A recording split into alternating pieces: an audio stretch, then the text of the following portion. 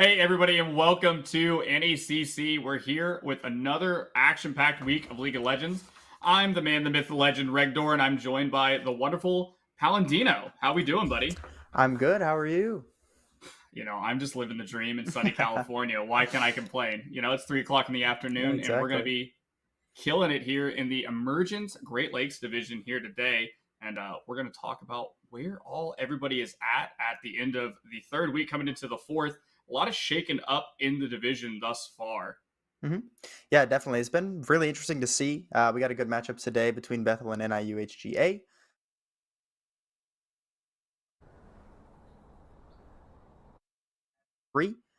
Bethel right there with them in the fourth spot, and then we see their competitors today all the way down to the bottom, NIU HGA, but that doesn't mean it's going to be a wash. Should be a good series here in just a few short minutes. Yeah, definitely. And this right now, especially on a new patch on 12.19, continues to see like one of the most turbulent metas, at least for me, in League of Legends. There's been like at Worlds 100 unique champions picked, so many power picks to be on the blue side, or so many ways to counter pick on the red side, that it is feeling like it could be anybody's game on any given day. Yeah, absolutely. I mean, like you mentioned, so much variety. We saw the most champs picked ever at Worlds, and it only took one group of groups to make it happen. So definitely a lot of things that are incredibly viable still. And like you mentioned, first picks on blue side, there's things like Maokai, Aatrox, and then counter picks on red side are always going to be strong. and how that translates at the highest level, like we've seen at Worlds, even down, a little bit lower, like we've seen here in the collegiate level. It's very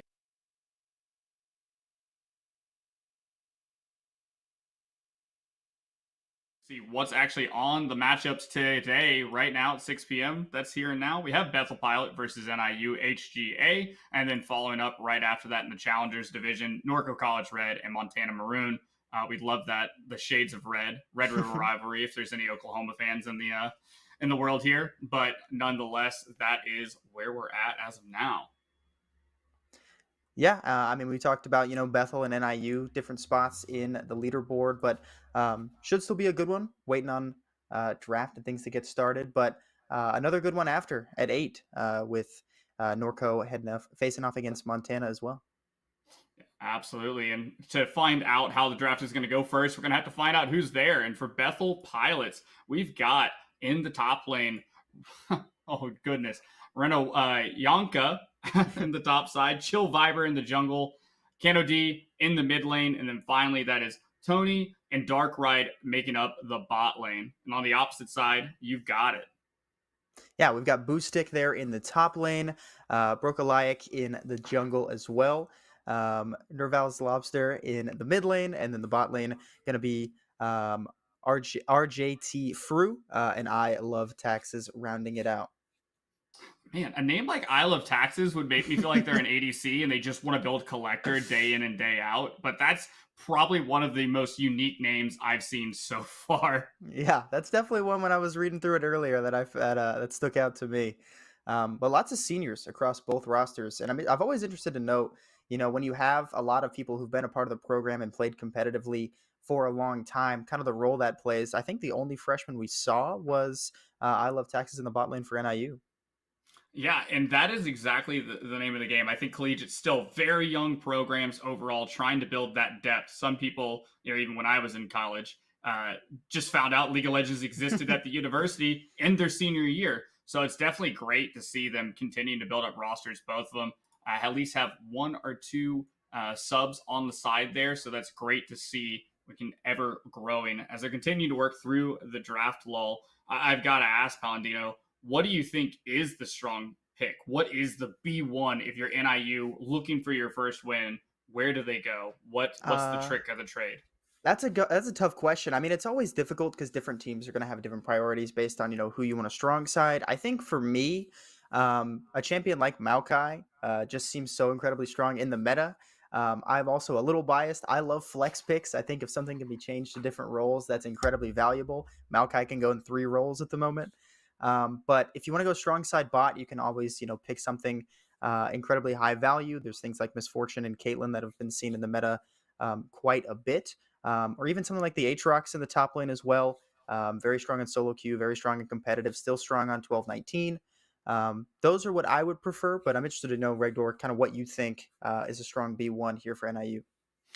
If I'm the side of NIU, I think it is in that ADC position. And we're going down to the bot lane. Maybe not something like Caitlyn can really get abused early on. Some champion I've been one tricking in and ranked so far. Love it, but not an early rotation. So I do think it goes towards that Aatrox. It goes to maybe one of those power picks in the jungle, like the Maokai, Hecarim, Udyr. It's broken. It's free, right? Because the game is still played through the bottom side of the map. I think the team that has a strong bot side is able to start stacking drags, finds their way to an easy win condition, which in turn just makes the game easier to play, right? Especially as the emergent division is. You want a comp that just, you press R all at the same time and great things happen. And that's where I think you go with it. Yeah, definitely. And I mean, when looking at a team like NIU HGA, who's still looking for their first series win, I definitely think having sort of that death ball, everybody press R and win, it's not a bad strategy. Hey, if it works, it works. If it gets you the win, it gets you the win. And I think that's something that's very easy to prioritize too. It's very easy to execute. It can definitely translate over to a W in the win column. Yeah. And I think as we're like kind of rounding this out, as we are going to get to the in-client draft here shortly, one of the things that is me where I'm looking at is in this bot lane. You have Tony, who's actually at Diamond 1 right now. That's the highest ELO player I think we see in the game at the moment. And he's on the red side. So he's going to get the counter pick in one way or another. He's going to know his matchup, picking that ADC into the side of NIU HGA. And if you can pick something neutralizing, or if you find that counter, I mean, that could be a bad day real quick, because we talk about things like the Caitlyn. Caitlyn is a champion that if they lose their flash, if the jungler comes down and messes up their day, they lose a lot of that pushing power as we're getting into the draft here. So it'll be interesting to see what is the kind of concept NIU HGA has going into this draft, having the B1 and knowing that their toughest matchup is on the bottom side of the map. Yeah, absolutely. We're going to see the first couple bans coming out. Jin, Caitlyn, the first one's banned away on blue side, and then Bethel going to ban away the Hecarim as well as the Rammus on two. Rammus, not one we see super often, but I think especially at a collegiate level, if there's something that someone plays a lot in solo queue where they can definitely succeed on, not a bad idea to get that off the table. Yeah, absolutely. Sometimes the name of the game is to get some of those personal signature picks out of the way, because they may just love to early rotate it. We already see on the blue side Bethel Pilots taking advantage here and saying, we're going to get these two troublesome AD marksmen out of the game. We're not going to leave these for Tony to get on. And instead, for the purpose of the draft, this is just going to be done in client order. Their B1 was actually their AD, so they end up picking the Ashe. They're saying that's the strongest thing we got. Very strong marksman, just buffed up on, I think, patch 12.18. A little bit added to that Archer's tempo on their Q. So something pretty great in the mind of setting up for a pick composition. Yeah, and I mean, you talked about we're just going in order here in client, the draft already done in draft law, but an interesting top matchup that we don't see very often. So NIU went ahead and blinded the Dr. Mundo, and it was countered with the R5 Nasus. Nasus, not something we see almost ever.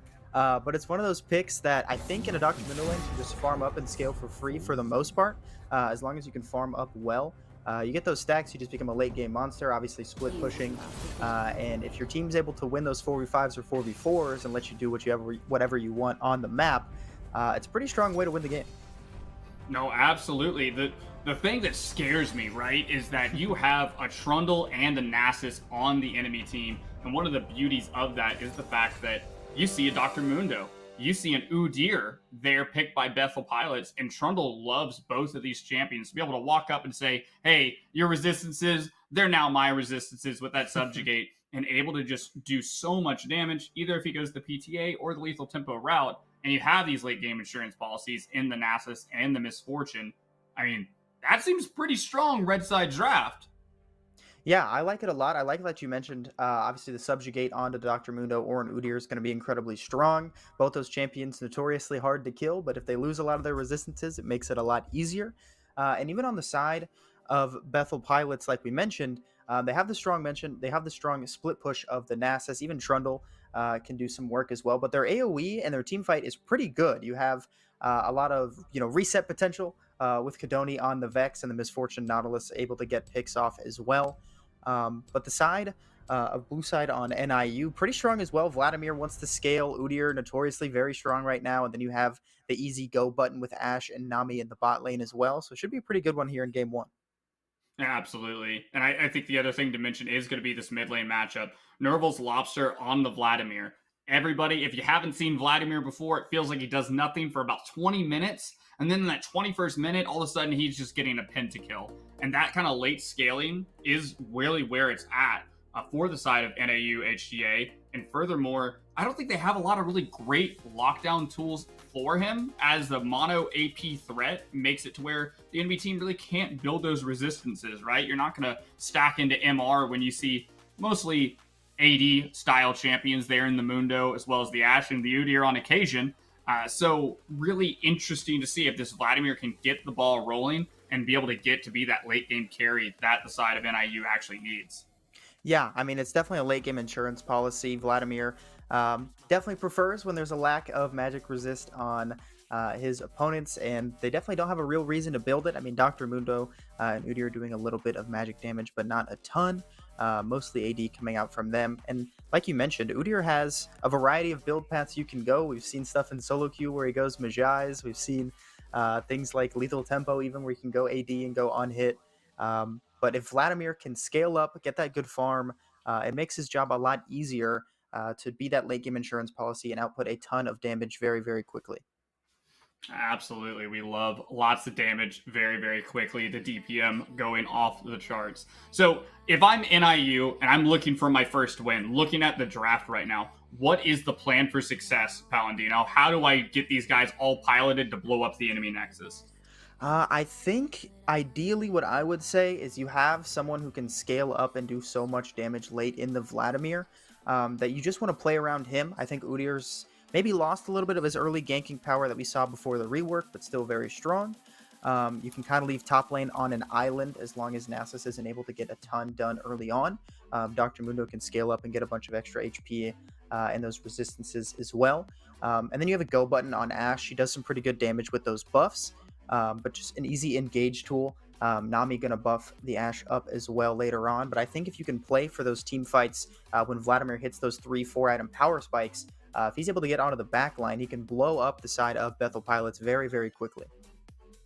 Blow up the side and the carries of Bethel Pilots. That indeed should be the name of the plan. We just got a little bit longer here on the spectator delay. It sounds like we're pretty excited for the side of NIU HGA.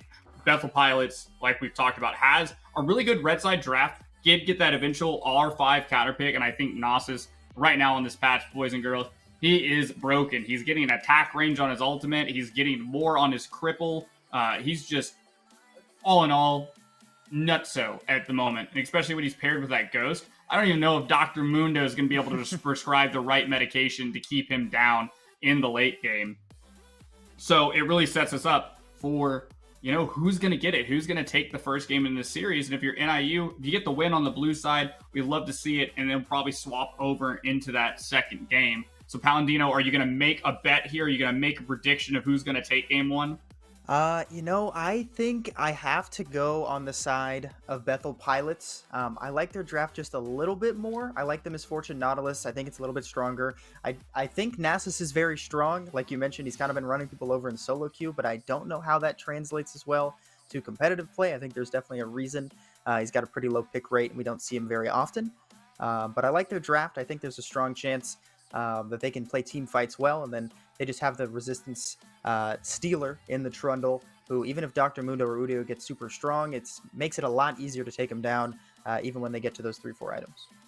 Yeah, no, all makes sense, you know, but I love an underdog story. I like to be a believer in a hopium. I'm just like filled to the brim with it. So like I'm gonna have to go with NIU here. They've got the Ashe. It's, you know, cracked and jacked. It's a real ADC now, as well as Udyr. I mean, the guy is crazy. He's a power farmer. He just, you know, flash bear slap was my favorite thing. To the rift, and you can already see the side of the Bethel Pilots piloting as a 5-man group down to the bottom side.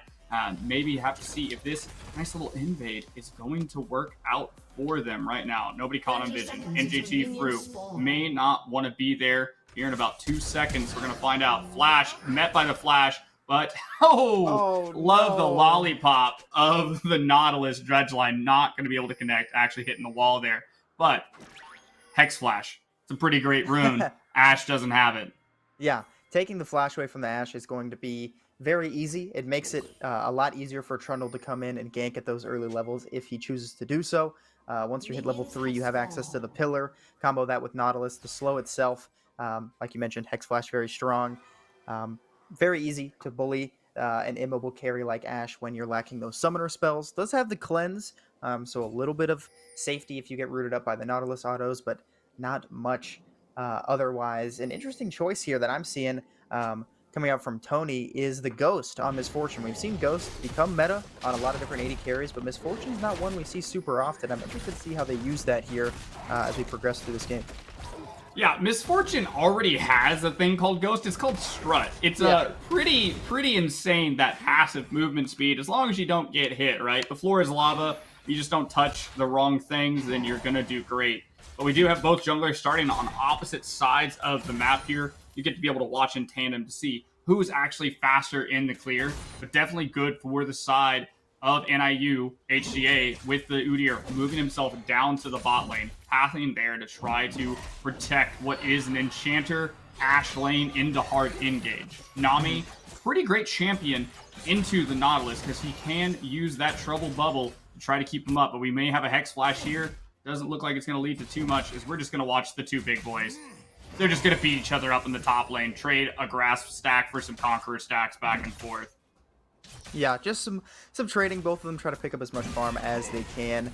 Not a ton of kill pressure, but as I say that, Boostic is taken decently low, well below half HP now, even at early levels from Rawayana. We see some fighting now. What I is Love it? Attacks is taken very low and will drop Misfortune. Tony gonna grab first blood, and that's what we talked about. Trundle just takes his bot side quadrant, comes up, easy pillar, holds on to the flash, and I Love's Taxes will hand over 400 gold to the side of Bethel Pilots. Yeah, and that's the beauty of that 3-camp X style. It looks like doesn't another. result in much. Yeah, it does look like another dredge line up there, but RJT not going to burn the flash right now, or the cleanse rather right now. Just a little sure that there wasn't enough kill pressure there, and Udyr still going to pick up a little bit of a farm lead, as that is the topside scuttle that's going to go over to the side of Bethel Pilots. But we're going to have to see, can he make any advantages with the amount of gold that he has in his pocket? Not going to be slotted out on vision just yet, but looks like he's just going to try to pick up that other crab. Nobody wants to get double scuttled in 2022. Yeah, definitely not. They made it a little weaker going into this season, but still doesn't feel good, you know? Doesn't feel good to have both those crabs taken away. So Trundle now going to take his top side, but Broccolite's going to look for Katanai here in the mid lanes. Does have access to the flash. Flashes on over to safety, finds the Trundle as well, and gets out just fine. But that is no flash on the Vex, so could see a regank coming out soon. Some aggressive trading here in the bot lane as I Love Tax is taken decently low, but nothing results of it. And that's the upside here of at least having that Nami, is you do have access to some healing, as we're just going to see another gank, right? We're going to get the stun down. Ronkayaka is not in a great spot. I'll get his name right someday, but for now, it is going to be 1 kill on the board for the Udyr. Yeah, that one goes over to him. He's got a decent farm lead here. Both Raptors and Krug still not taken by the Trundle. We're going to see him TP forward. But a nice lead for the Udyr. Definitely feels good as he'll, I imagine, take a reset soon. But instead, going to potentially go for an invade here as Chill Viper tries to take these Krugs. But his top laner's not there, and Nasus now able to collapse. We'll see what comes of it as some fighting once more here on the Krugs. Trundle taken very low, and Broccolite notices that Nasus is there. He's just going to walk on out. But Chill Viper solo, he can't even take his own Krugs. Doesn't have access to the smite. Krugs are going to reset, and he's forced to take a base. And that's exactly what we wanted to see out of this Udyr pick, is just to go and bully. I consider both of these champions very big stat sticks in the game, right? If you don't have the billfold, if you don't have the time and money put in, you're just not going to be able to fight him. And right now, Broccolite is trying to put Chill Viper in debt in the early game, so he can't do things like that 3-quadrant into gank. He can't have these unique timers because he's just getting put so far behind in the process. Yeah, we'll see an interesting variant coming out from Broccolite's Udyr. We usually see full tank for the most part, but this game going to go for the Divine Sunder. We see the Sheen and the Kindle Gem picked up. A Sheen picked up for Chill Viper as well, so similar builds. But I like exactly what you mentioned. Broccolite definitely has the stats to just go in and stat check Chill Viper on the Trundle, even though Trundle notoriously good at those early 1v1s, just cannot keep up and gets forced off down a little bit far, but the dredge line gonna land on to RJT Fru. The bubble will land and keep him safe for now, but the ignite down taken very low, still access to the blur, flashes over, but it will not matter. Tony picks up his second kill of the game, this one on RJT Fru. Yeah, and Tony looking dangerous like we talked about. This was the place to watch, and you can see Darkride is just finding those dredge lines perfectly. And on top of that slow from the pillar, it is so painful. Even if you flash over, you might as well have not flashed in the first place because it feels like you're still moving just as slow across the rift. And 2-0 is a great place to be. Yeah, good place to be, and we didn't see it on cam as we see a 1v1 now here in the mid lane. Lobster does have access to both Pool, Ghost, and Flash, but the ignite gets the job done as Kadoni picks up a solo kill. But as we saw that fighting in the bot lane, Rawayana went 1 for 2 and killed both Udyr and Dr. Mundo in the top lane as they attempted to gank him. So now this Nasus just got a heck of a lot scarier. Yeah, he just got infused with a lot of gold, and that's the last thing you want in the world. Is now, sadly, Boostic's gonna have to just throw cleavers and pray. Because the last thing you want to do when you get 2v1 is you part of you wants to go back up there and try to save the lane, right? We can fix this. We can fix this. Sadly, you can't fix it. You're just gonna have to give up and concede a bit, which feels bad into Anasis, into this stacking champion who's just getting to yoink minions left and right and start charging that Q up. But it's sadly you got to kind of have to cut your losses. Try to use Broccoli on other parts of the map where you can find a bit more of an advantage. And right now it looks like with just the first drag taken off the map here, we're going to have a pretty early soul. But we know it's not going to be Ocean. We know what is it going to be? What's going to be the next soul? We'll see, as Nautilus making a play here in the mid lane. Lobster still with access to the pool. He's just going to get on out of there just fine. Nice roam timer. Doesn't get anything out of it. No sums to get from Lobster, but Dark right here in the top lane. They'll play for this first Rift Herald. Broccoliac going to keep on clearing down. We know Misfortune is alone. We'll see if they opt to go for anything aggressive here, as we just see some trading in the mid lane from Kadoni on to Nerval's Lobster. There's a lot of emphasis being placed here in this top lane as it now looks like a 3-man gank owing up that side, but the dredge line goes wide. They still have tempo to continue to try to take this Rift Herald and imagine infusing even 2 more plates of gold into the pocket of Rockiana up here in the top lane.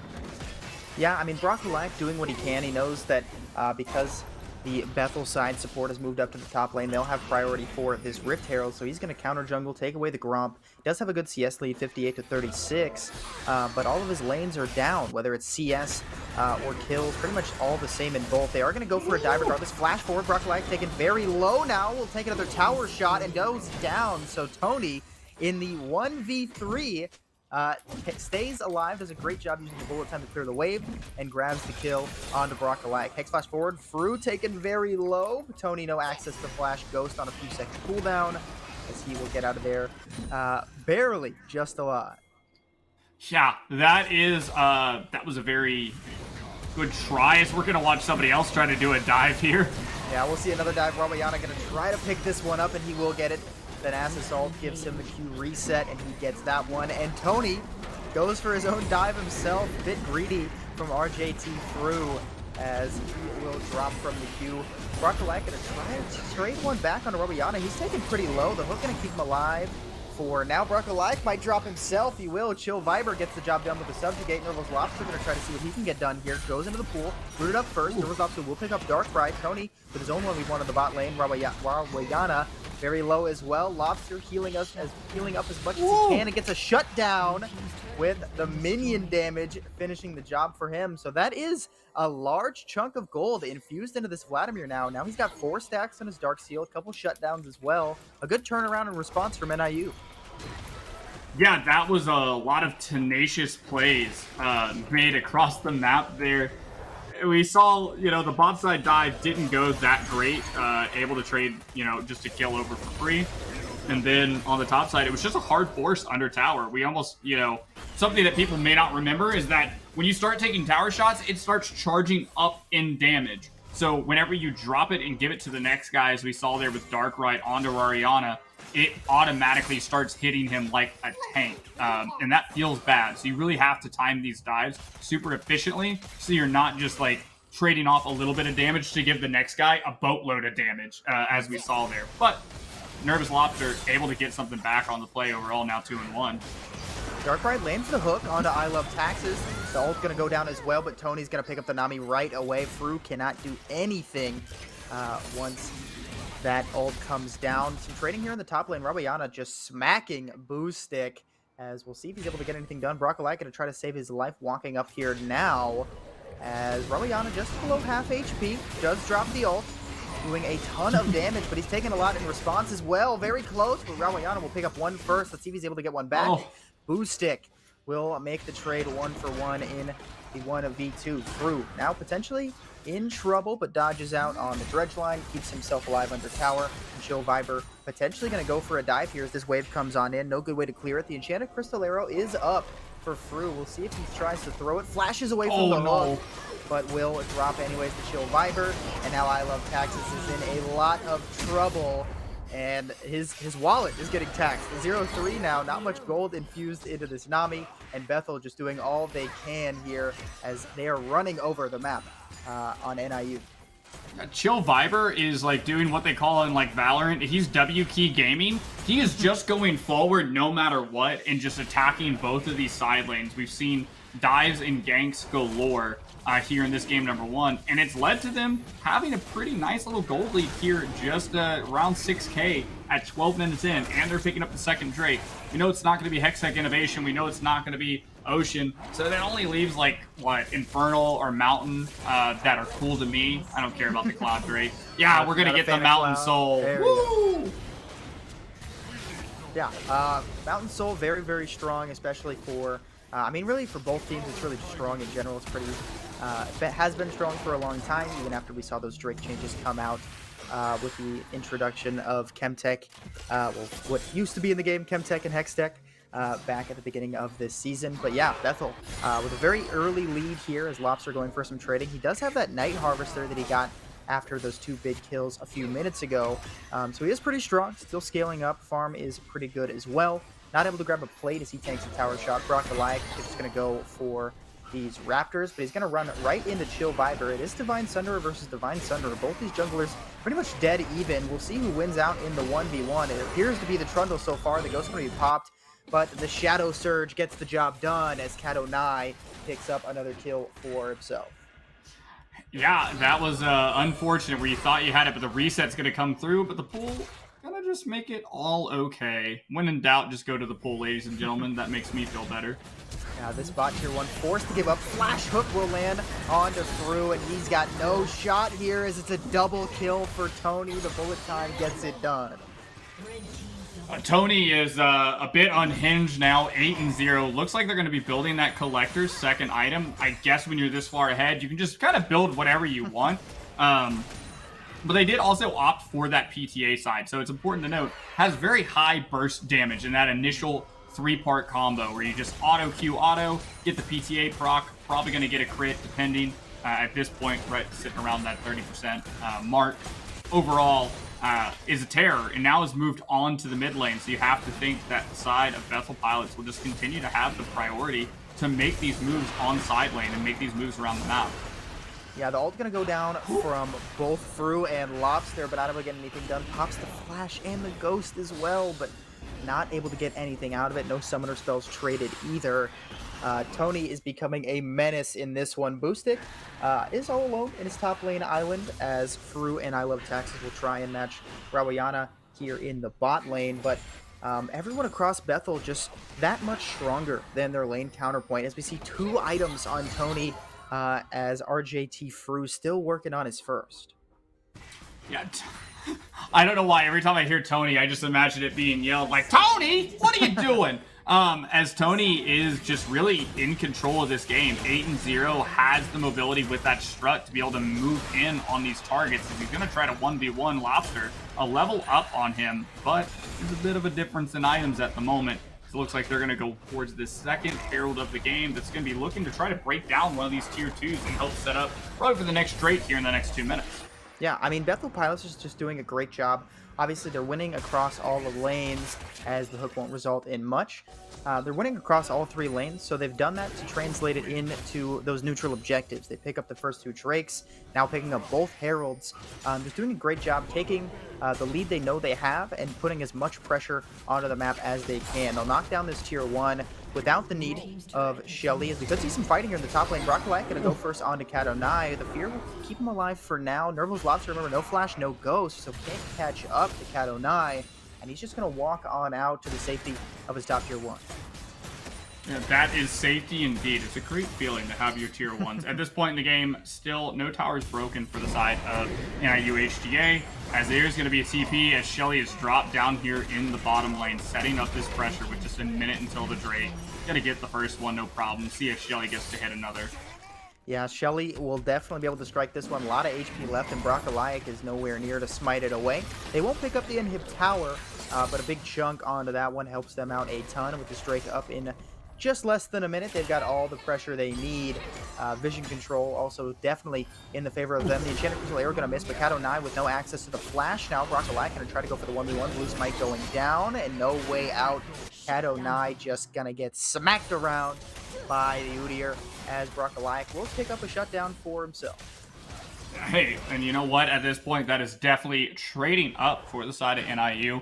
It's going to be a nice little piece. Like we said, at this point, most of the first items have come through for the side of NIU, so they are feeling a bit stronger in terms of their combat capabilities, but still down a solid amount, around 10k gold at this point in the matchup.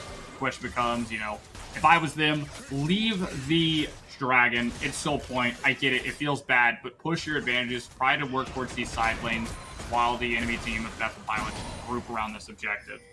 Yeah, I totally agree. I would have loved to see, instead of trying to go for this Drake, they go for the top tier 1, but instead Rawayana just going to jump onto Boostic. He's forced to flash away.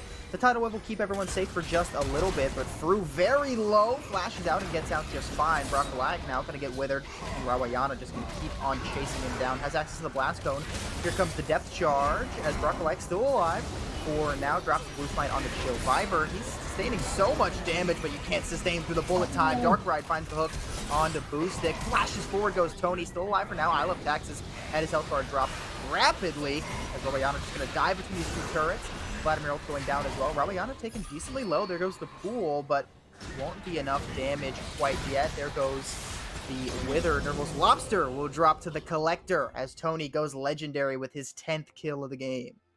And now the objective is free, as they would say. And it was a solid look, and you could tell that the side of Bethel Pilots is always looking for blood there. Really good engage that, sadly, you just don't have enough tools to get away from. Rawayana with that Wither, it might as well be a root, ladies and gentlemen. Yeah. People say it's a 99% slow. I'm 100% sure I'm not allowed to do anything, and it also reduces your attack speed. So, very hard to fight back to that in a 1v1. And we saw, as soon as Lobster tries to get involved, Lobster very strong right now, but isn't able to actually get down enough damage, and it makes it easy when he's just focusing on that single target for somebody like Tony just to walk up and say, hey, I've got 2.5 items. Here's an auto Q auto. Go to sleep. Yeah, pretty much. Now with the last Whisper picked up as well, going to be doing even more damage to the tankier members of NIU. When you talked about technically Wither's a 99% slow, that's got to be one of the most frustrating abilities in the game, because you are still technically moving, but it doesn't feel like you are. And we saw it there in that last team fight. Brockalac and Fru here at the red buff, potentially looking to make a play, but I fear if they run into Tony that he's just going to be able to walk all over them, especially for the side of Fru. Darkride going to try to make a play here in mid lane potentially, but Tony's going to get jumped on. Brockalac applying a ton of damage and a shutdown, 1k, as Fru gets the job done. There goes the Enchanted Crystal Arrow. It'll zone away Cat09 for now, and he's on the wrong side. We're going to see Chill Viper drop the pillar. Cat09 goes into the stopwatch, but it won't keep him alive for long, as Lobster will pick up that kill. I mean, if you're Fru, you definitely needed that amount of gold, and they're going to turn now onto the Baron. Yeah, they needed that gold, and that was such a good play because Brockalac, whether by instinct or whatever it may be, held off to make sure that 1k goes over to the side of their ADC, and now it's going to just be a two-man wrecking crew trying to win out here. And they seem to be winning out hard as Brockalac, I'm not sure what happened. We're getting notifications that they've all left the game. I don't know if it's an internet issue. We're not seeing a pause or anything. Everyone starts to reconnect, but that fight goes in their favor partially because they can't run away. So Rawayana just picks up 2 free kills, 3 people dead, and now Bethel U is going to be able to take this Baron for themselves. Now that was the turnaround there, and you can just see the overall strength of the top lane of Rawayana, just able to walk up with the support and just kind of just start punching people in the face, for lack of better terms. That's the deal with the one and only Nasus. I always call him Susan. I don't know why, because it's Nasus backwards. So, but yeah, that's the thing about Nasus, is he has to find a way to be able to close the gap. Having an engaged support helps do that a lot. Help having that Wither also gives you that gap closer, and you saw when you're up close and personal with the God of Life, it's kind of rough. Yeah, we do see the pause coming out. Not sure exactly what it's related to just yet. I mean, we did see everyone disconnect and reconnect at the same time. You know, obviously NIU had a big pick. They pick up 1k on the Misfortune, get another kill as well, but bit unlucky with the disconnects there at the Baron pit. And of course, Rawayana, he's so strong at this point, been stacking up all game, just smacking people around with the big Nasus axe. And we did see the Baron picked up just before the pause. We'll let you know when we're able to get back in the game, hopefully soon. Yeah, and so far it seems like we're gonna find ourselves right back onto the rift There we go. here, as it is the Baron buff on the side of Bethel pilots, and see if they're able to pilot it down. Most of the tier twos are gone except for there on that top side, so see how they attempt to kind of siege and hopefully play on those two lanes as we get the nice little post pause. Yeah. Well, I mean, it's very easy for Bethel U to kind of make their decisions here with this Baron buff. You know, you want Nasus in a side lane. He's going to be pushing top by himself. And they're going to opt for the 1-3-1 at the moment. But they really could 4-1 if they wanted to just force down mid or down bot. Rawayana just going to knock on this top tier 2. Boost it, going to be jumped on by Tony. And he's taking so much damage.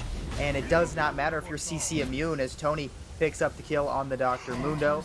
This top tier 2 does not stand much chance with Rawayaya looking at it. And they're going to look now on the Lobster. Has access to the pool. Farouk going to try to do as much damage as he can, but those autos aren't doing a ton quite yet. Flashes forward, those Lobster. The Enchanted Crusoe will hit him. The ult coming out down as well. Rawayana will go down, and no one else in response. So a shutdown over to Lobster. Dredgeline not going to land as Kadonai, he's just pushing his way down here in the mid lane. We're going to see Chill Viper pushing down Chill Viper in the mid lane. Kadonai down bot. It'll be 2 inhibs falling, as the third might go down as well. We see Tony and Darkrai going to knock on this inhib turret. A little bit of hit trading here on the Nurgle's Lobster, but they're not able to stop this one, as it will fall. Yeah, and that is the advantage of having this tempo, being able to make multiple plays on the map while the enemy can only make one, forcing the side of NIU HGA into making a decision, and their decision was, hey, we're going to try to all in on the top side of the map. And they did so, but as a result, they lost 2 inhibitors and finally that tier 3 on the top side in the process, which basically means that the next Drake coming up here in a minute is all but nigh going to the side of Bethel pilots, as you really can't leave your base with double super minions pushing in. Yeah, it's incredibly difficult for them to get anything done with these supers pushing into their base. Drake spawning in 50 seconds. We'll see if NIU tries to send a couple people to maybe make some sort of super play and get something done, but it's so incredibly hard. We do see the death cap finished for Lobster, level 13. He's got max points in QE and 2 points in the ultimate. He is going to do a decent amount of damage, but it's just a matter of if he's able to get it off or not. Boostic going to slow up Darkrai with the Cleaver, but the CC chain will come down. It's Boostic very low, but sustaining through it so far. Still alive for now. Tidal Wave's going to keep everyone off him for a bit. Rawayana going to dodge out on the bubble. Pool going down. Not yet. There he goes from Nurgle's Lobster. Boostic does get the ultimate back up, and he will fall.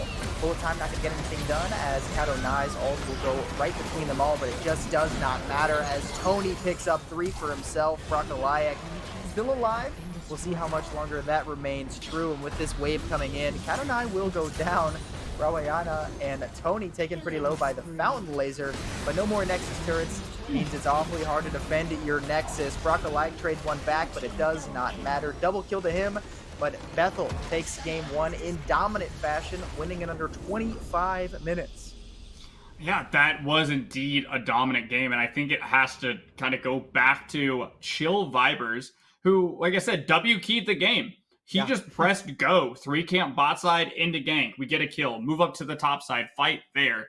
And between that and just, your laners doing extremely well, jungle becomes really easy to play when you have 3 winning lanes. Mm-hmm. And that was the name of the game here. They used their advantages. They pushed them correctly, only getting caught out with some minor failures here and there, and close out with a really clean game 1.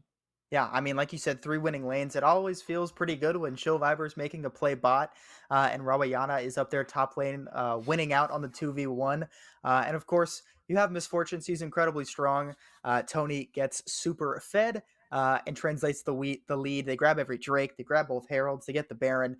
A very clean game from Bethel. NIU hoping to bounce back as we head into game 2.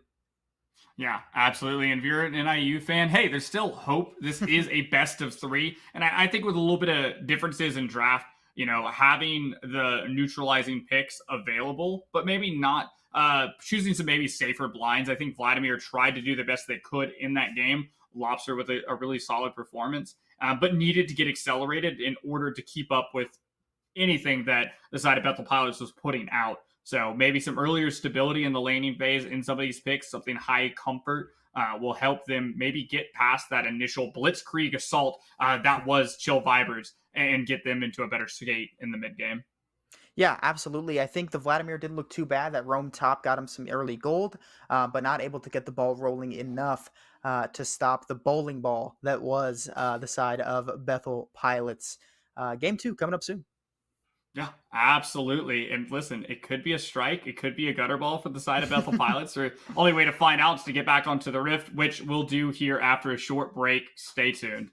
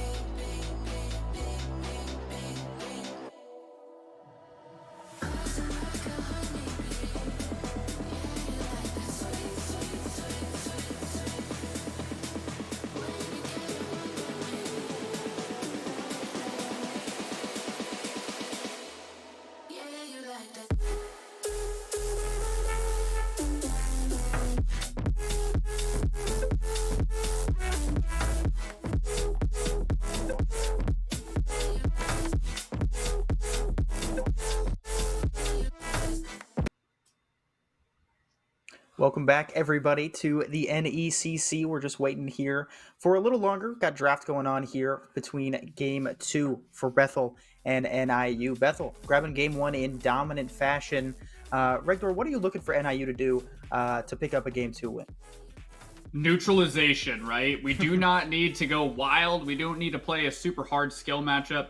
We just play simply to not die early and exist. And if you could do those things, then congratulations. You found yourself in a pretty good part in the mid game where now you're on equal par because you're not giving up the whole farm in the early game as both of us are like looking over. We're seeing the draft happen Yeah. in the third-party client at the moment, and there's some interesting things Yeah, there along the way definitely there. are. I don't know how else to say it, but I will tell you that there's a litany of ADC bans going towards Tony here, and that's understandable after game one. Mm-hmm. Most definitely. So yeah, we do see some interesting picks. We'll see those here on stream in just a couple seconds. Draft Law did just finish up, so we should be in game very, very soon. I totally agree with your sentiment. I think in a game like that where the game got snowballed early, Tony got super fed. Also, we saw the Nasus very fed as well. If you can just play a little bit slower, a little more consistent, slow things down, that's good. I think the other thing I would like to see NIU focus on a little bit more, they couldn't really do it in game one, is play towards those neutral objectives. We saw all of the Drakes, all of the Rift Heralds go over to the side of Bethel. Allowing them to stack that easily just gives them such an insurance policy that I think putting some more priority on those would be very crucial in allowing NIU to grab a game to win. Yeah, I agree. I think that's the thing, though, is that if you're kind of bleeding across the map, it's very hard if you can't get priority in those lanes. If you're not allowed to step up without going kablooey in the process, it is hard to access the river and process access those neutral objectives.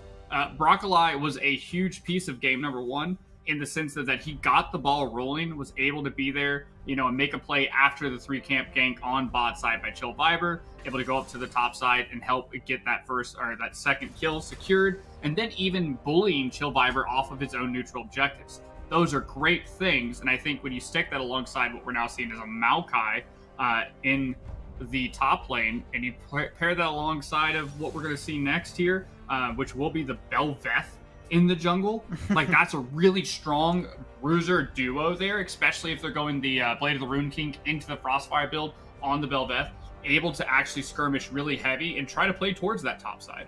Yeah, absolutely. And I mean, Maokai is just so strong right now. We mentioned a little bit before game one, it can be flex. They opt to go with him in the top lane.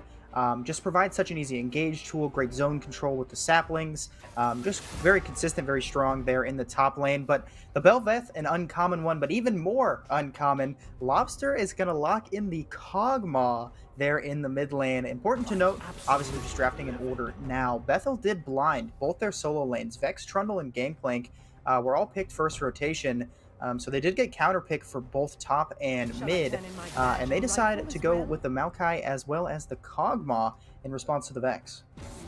Yeah, that'll be interesting. So I think if my memory serves me, the last time I saw a Kog'Maw mid was it was 2 or 3 years ago by Humanoid. Sounds in right, the mid lane, and it is one of those that because he has so much AP baked into his kit, especially that W doing max % health HP damage that scales with AP, on top of the living artillery, able to do a lot with him there, offers a lot of neutral free kind of poke with that that little like Uzi Slowy boy there with the Arcane Comet as well. So it is a really effective artillery mage in the mid lane when it's played that way. So it'll be interesting to see how that pairs up with the Vex. It's almost like a relic of the past versus New Age League of Legends. I don't know exactly how the lane's going to go because I don't think there's that many use cases of it, but I'm excited. Yeah, when it comes to counter matchups, this is one I definitely don't know a ton about, but we do see the bot lanes picked in for both sides. NIU going to go with what we saw last split across pretty much every region in competitive, the Sivir Yumi. Both champs lost a little bit of power, both still fairly strong in their own regard. Tony, like you mentioned, did get a lot of those AD carries banned out. We see 4 AD bans for NIU to try and target Tony, so he's going to go with the Seraphine, and then Darkride going to run it back on the Nautilus. Yeah, I think this is a really interesting thing. I'll always tell anybody and everybody that Sivir Yumi is the equivalent of being a very greedy lane. It was their B1 and their B2 pick.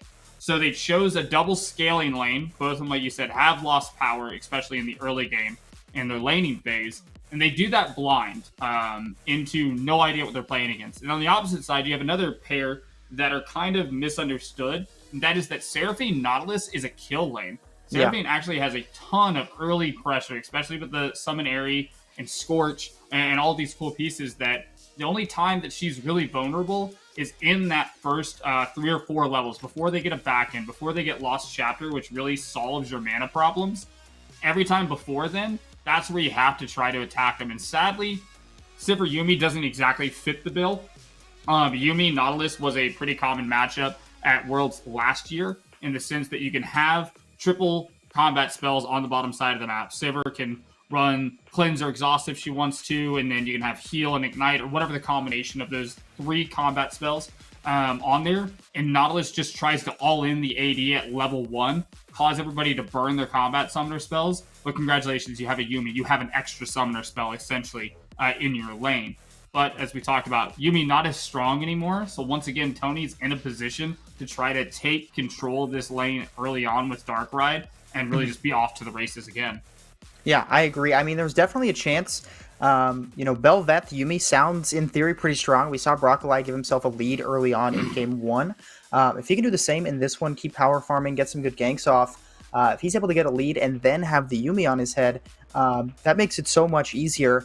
Of course, Sivir is a pretty good pick into something like the Nautilus. It was blinded, like you mentioned, but can block out things like the Dredge line as well as the ultimate just with the spell shield. But I completely agree with your sentiment. I think people don't put enough credit into Seraphine lanes being kill lanes. Seraphine does a ton of damage, especially when you spike that Lost Chapter early. Can do a lot. And I think an important thing to note here in this one is Bethel has a lot of opportunities for those team fights. Seraphine going to be doing a ton of consistent damage.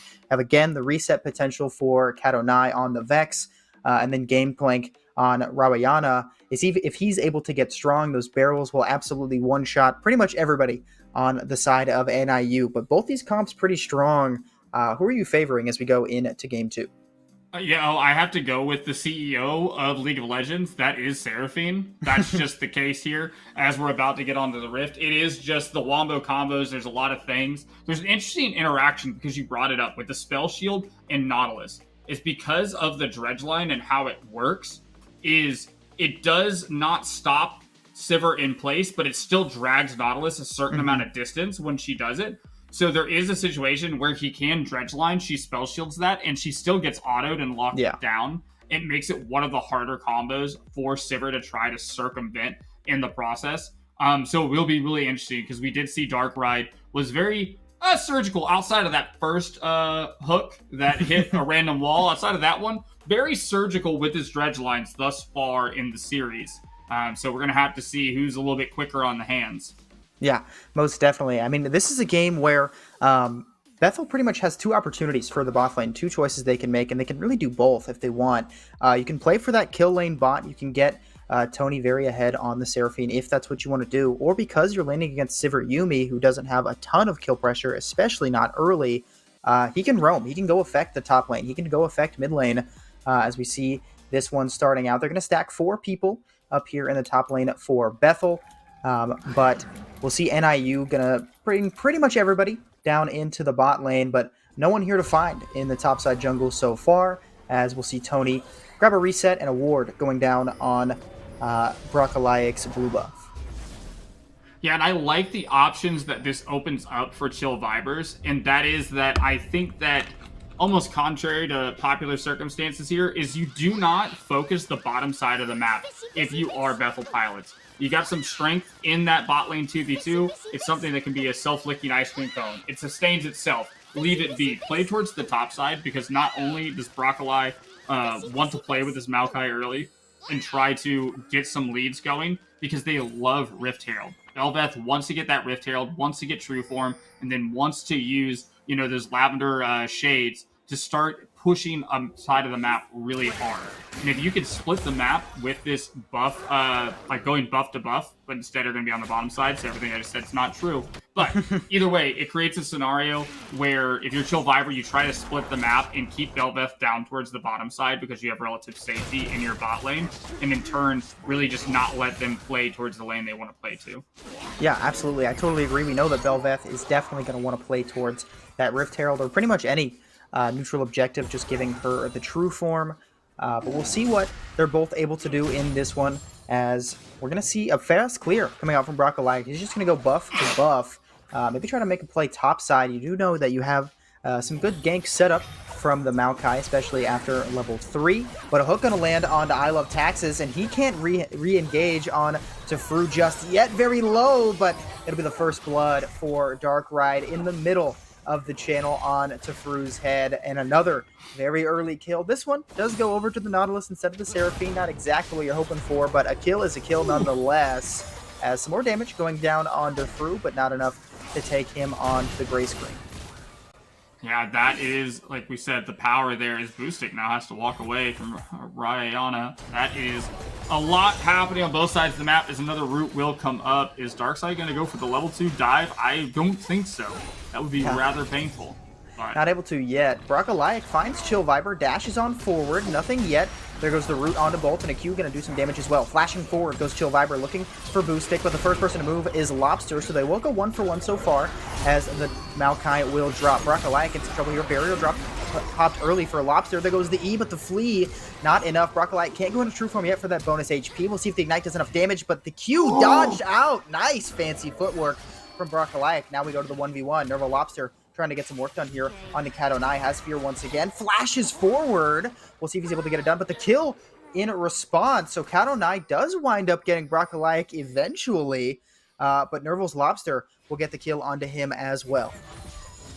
Yeah, I'm not exactly sure how Cat09 got the kill. I guess Broccolaic may have taken, wow. There's my Tennessee education coming in here. Taking some damage from the mini wave on the top side is the only thing that would make sense in my head. Rather unfortunate, as we are going to get the spell shield. You do see that interaction. Dark Ride does still come forward a bit, so could be potentially a problem in the future. But the Kog'Maw is now 2-0, which is beautiful to see, and is going to start stacking this damage. Is a very late game scaling champion, needs access to that tier to go into the Seraph's Embrace, but really, really competitive start from NIU here, being able to match the play on the top side of the map. Yeah, it's good. We didn't see them match as well in game 1, but doing a great job now. We will see a farm lead, very much so, in the top lane. Rabayana just has a lot more damage and pressure than the Maokai does, especially at early levels. So he's got a 4-18 farm lead. You see some trading now going into the top lane because Broccolaic is here as well. Looking on a Rabayana, he has access to the flash. Very little mana, though. Dodges out on the W, so not much CC left. He's just going to walk on out of there. A little bit of BM, doing some laughing there in the top lane, but Chill Viper now going to come out and try to make a play of his own. Boostic might be in some trouble here with no access to the flash, but not enough barrels means he gets out of there just fine. Cat09 has moved as well, but now he's running into a Bel'Veth. Does have a level lead, but he's just going to walk on back to the mid lane. And this has become the name of the game for mid lane, right? It is shove in Rome, as we do see Darkside up there in the mid lane. Chill Viper, not going to get anything, just going to come say hi for a moment. But that's what Cat and I were constantly seeing him do is push the lane, leave Lobster there as he is going to be rooted up. The Ignite goes down, not able to dodge out on that Q. This should be another kill. It will go over to Cat09. I didn't think they had enough damage to get it done, but the Ignite dropped means he will fall. Rabayana in a lot of troubles. The Conqueror fully stacks for Broccolaic. He's got no flash to follow up, and Rabayana with the flash as well as those Corrupting Pots means he gets out of there just fine. Drops the orange. Ooh. Nearly gets the trade back after those tower shots, but no kill in the top lane as Tony just going to keep on farming away. Fru here trying to force him off of it as much as he can, but Dark right now coming. The stun will not land onto the Yuumi. The hook will pull him in closer, but does not do the damage. Flashing away goes Fru, so he doesn't get feared up, and he's out of there just fine. Yeah, once Mr. Darkride gets access to tier 2 boots, that becomes a lot scarier as you saw Darkride getting closer and closer, burning the flash on the ADC.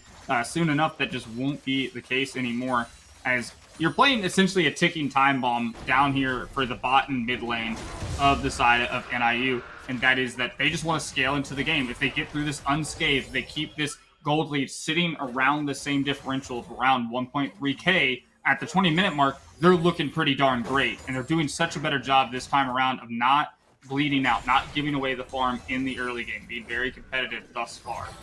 Yeah, we see a small farm advantage in the bot lane, 35, down 36 to 49. Should recuperate most of that with this small wave coming into the tower, as both bot laners will take a reset.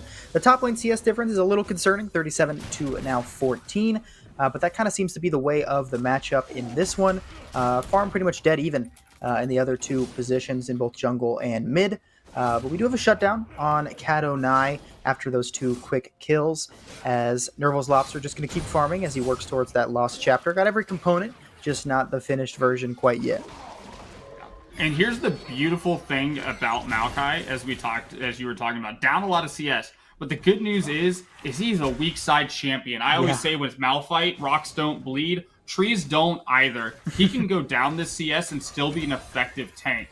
With the changes they made to him, I think it was 2 patches ago, or last patch, 12-18, he has the sap magic, and they took a lot of power out of his little minions, out of those tree saplings, and put it into the Bramble Smash. And by doing so, they've made him a lot more effective of a tank kind of skirmisher, that once he just gets a little bit of armor here, he should be doing pretty okay. Still going to have to watch out for those barrels, as we're just going to get a flash hook in the mid lane. Flash forward from Dark Ride as well as the Shadow Surge. That's all they need. Tony comes up as well to get some kill participation, but a fast play means that Nerval's Lobster will drop. Flash, as you can see, not quite off cooldown just yet. So this is a good response from Bethel. They know that Brockalayak and NIU are going to want to play for this Herald, but not able to yet, as Bethel just has the numbers, and Boostic trying to catch this wave, do as much as he can. Brockalayak over the wall. Remember, he cannot Q forward over it. Does have access to the flash if he wants to try to move, but with Nautilus here, it provides so much zone control. Boostic going to drop the ultimate, will root up 1, but nothing yet so far. Boostic taken pretty low. Brockalayak will not get the finished Herald off quite yet. Gets his true form, does a lot of damage. There goes the E, and he's got his Kog'Maw behind him, but he's going to drop first. See if he can make a play. Rawayana with access to the stopwatch, keeps himself in stasis for now. Tony here as well, and Rawayana picks up the kill. And Nerval's Lobster with the Kog'Maw passive will get the job done. No mobility left for Rawayana, so does get a trade back, gives himself some extra stacks on his tier, finishes the lost chapter as well. But the Herald actually was picked up by NIU. My apology, I missed that one. So he does get that, got his true form, got some damage, and does have the Herald now, so can spawn those little ghouls in whatever lane he tries to drop that one in. So not what you're hoping for, but not terrible either. Yeah, at the end of the day, that is trading up. No neutral objectives taken last game. Now we get a neutral objective. Some kills traded back and forth here. And overall, while the gold lead, once again, is expanding a little bit, it is not that cataclysmic change that we saw in game number 1. Mm-hmm. And we see major item components keeping up with their opposing laners right now, almost tit for tat, as the inventories go here in the mid lane. And that's where Shelly is going to spawn. Yeah, we'll see them matching now, and the Encore lands onto both. Brockalayak pretty low, flashing forward goes Chill Viper, but Brockalayak has the dashes and the flash away for himself. Goes into the E to try to keep himself alive, but the Subjugate does too much. They do get the Herald to hit, get some more plates, but it is 2 dropping for the side of NIU, as Bethel just making proactive plays. Some gold going over to both sides here, as Cat and I going to keep on farming, and they're going to hit away at this mid-tier 1 themselves. Yeah, the biggest good news there is the fact that they have pretty much left the side of NIU's bot lane alone. There is still that CS discrepancy. They're kind of playing this murder ball around the map and sending Candony down there to kind of match them, but they're still getting the push. They're still continuing to scale. Just about 31 CS left on that Cole, and that should start to turbo RJT into that, Kraken Slayer Phantom Dancer combination. Rawayana with the quick dive gets the job done, but now with no flash, Brockalayak should be able to clean this one up. Does get himself a shutdown, which is pretty nice. Does have the finished Kraken Slayer. Tier 2 boots only for the Maokai so far. Essence Reaver finish now for Rawayana. Does trade 1-for-1.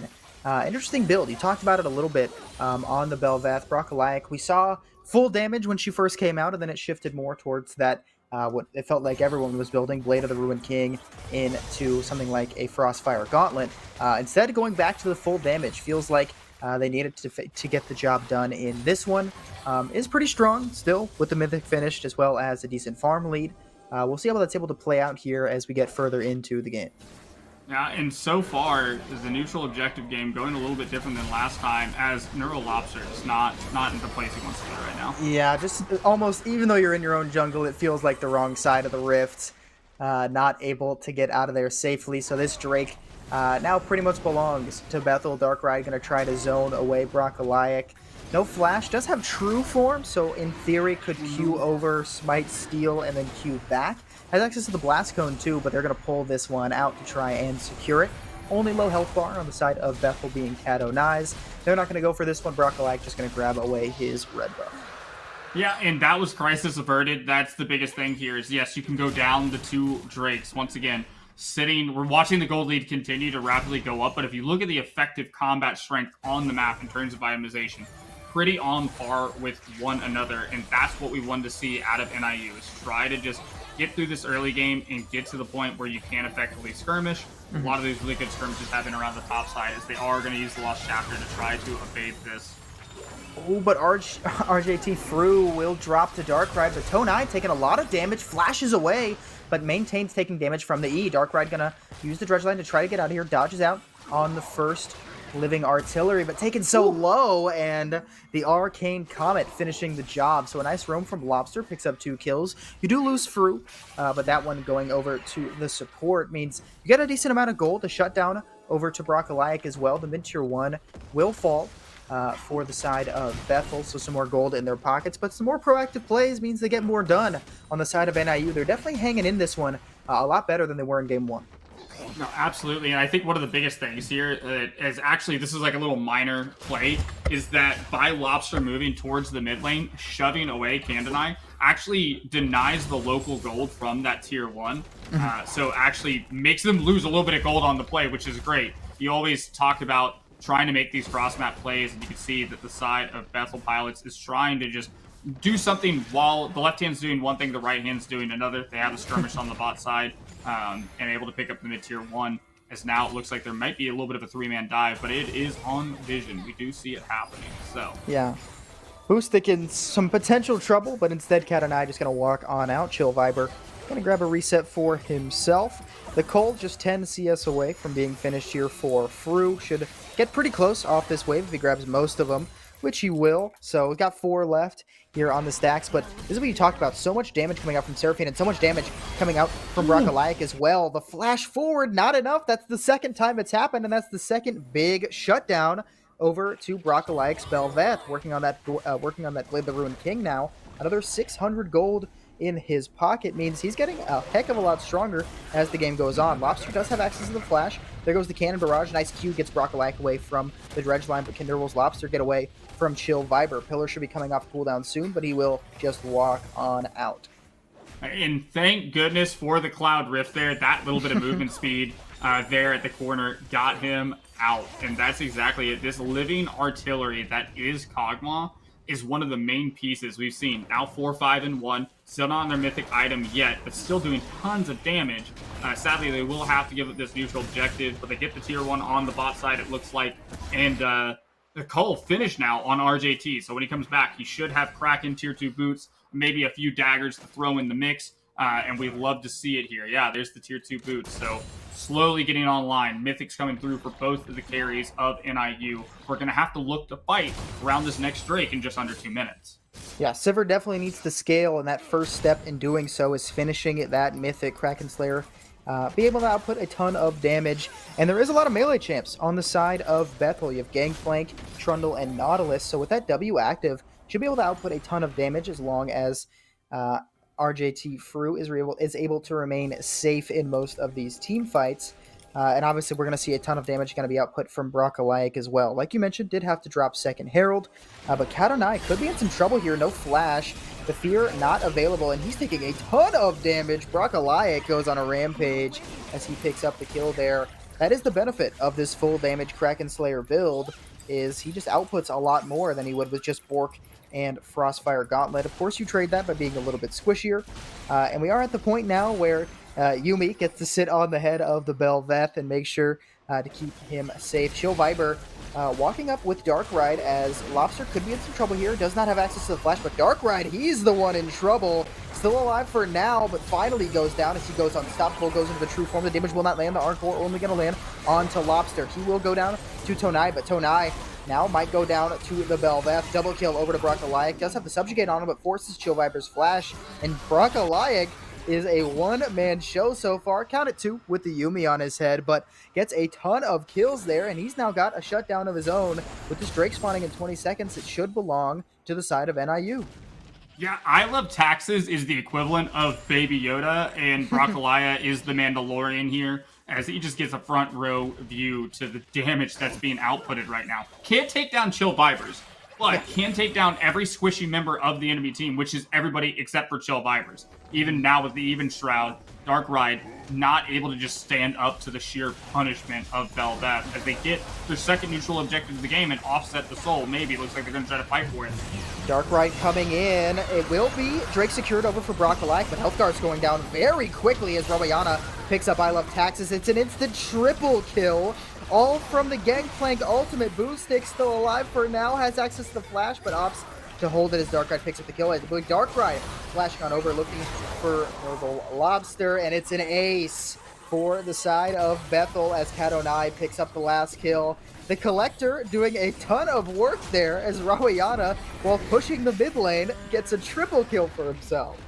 Yeah, death and taxes, it's something that's going to be real here as they're able to push down the mid lane with this Herald. Shelly looking to try to do some dancing on the Rift. Will be back up, so they should be able to stop the end of the game. But that is an inhibitor taken down at 18 minutes, which could be much to their dismay. Because you can't play on the mid lane anymore, and making cross-map plays of top and bot at this point is kind of hard, especially when you have access to things like the teleport. Is on cooldown right now for Boostic, but it is making it a lot easier just to feed super minions to the Sivir, try to get them to that 3-item spike. Yeah, I don't really love the Rift Herald, or the inhibitor take there by Bethel. They couldn't do much once they dropped the Herald. You're probably going to get it regardless. But like you said, they're pretty much just going to be feeding golden XP to someone like the Sivir, which is exactly what you want. If Sivir can spike 3 items just from farming in the mid lane, as long as NIU can keep holding on and kind of stop the bleeding, it might make the game a little bit easier for them. Taking an inhib this early, unless you really do plan on ending within the next 5 or so minutes, can allow Sivir to hit these spikes. Even Kog'Maw, now with the Leandries working towards stacking that tier, it can potentially give them the opportunity to win some team fights, especially when Broccolite is so far ahead now with his Blade of the Ruined King finish. Yeah, now on those 2 items, looks like with that Chain Vest might be going towards the Death Stance, which will make everything even harder, being able to do the whole ignore pain thing and get more healing out of it as well, as we saw, just able to sustain these fights really well. And a lot of this is going to be on the back of, right now, Broccolite and Nurgle's Lobster, who have been the 2 integral parts of these skirmishes to be able to get anything done. Maokai, Boostic, still coming out of the recession that was the top lane early on. Yes. Still doesn't have that Bomby Cinder item done just yet, as they're looking to set up a little bit of a kill brush here on the top side. They don't know it, but Rawayana is not alone. Yeah. Broccolite does not need a kill brush. He just wants to blow up this Gangplank right away. That's 850 gold in his pocket immediately, but it'll be a reset coming out from Kadonai, trying to blow up Broccolite right away. The Ignite going down, but the heal coming out from Yumi will keep him alive for now. Dredgeline gets him a little bit closer. There goes the depth charge onto Boostic as well, and he's trapped between 4, but flashes away. Keep him alive for just a moment as Tonai picks up the kill, and now this Yumi is hooked up and stunned, and it'll be an instant kill for Tonai. So 2 picks for 1.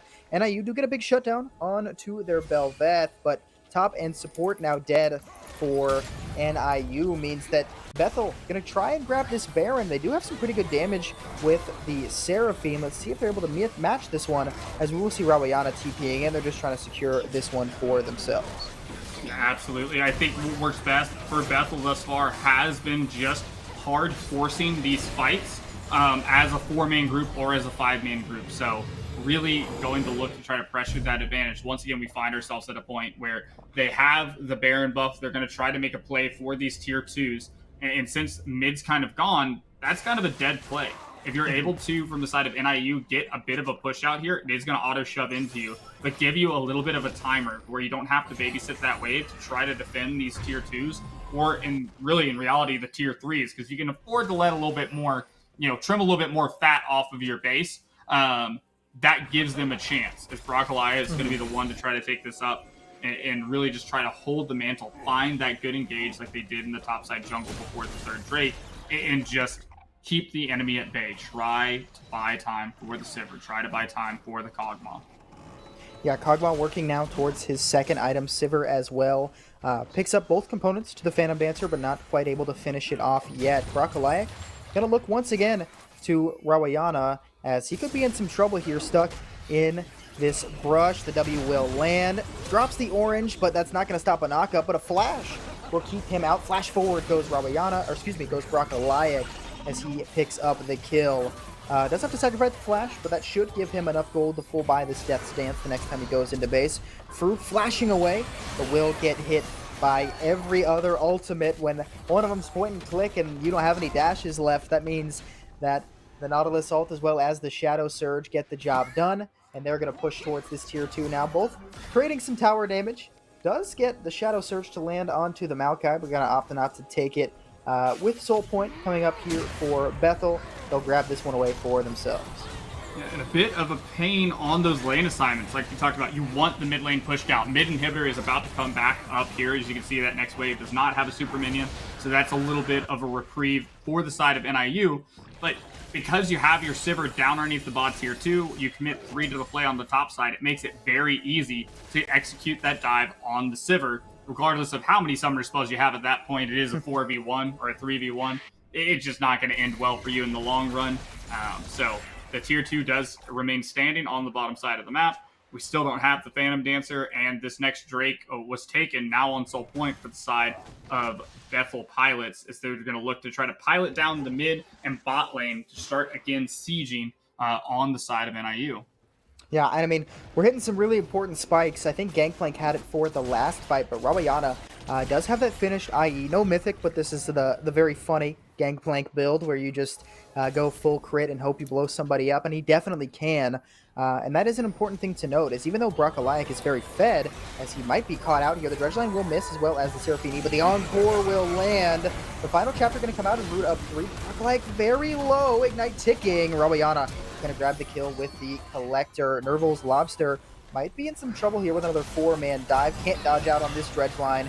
Rooted up, stunned, CC'd. He is gone. The Shadow Surge not going to pick up the kill. It'll be Rawayana grabbing it with the Collector instead. Shadow Surge will land this one onto a Maokai. He's pretty tanky. Dredge Line not going to hit, but he will opt to take it. Cat09 trying to get the job done. I Love Tax is taken pretty low.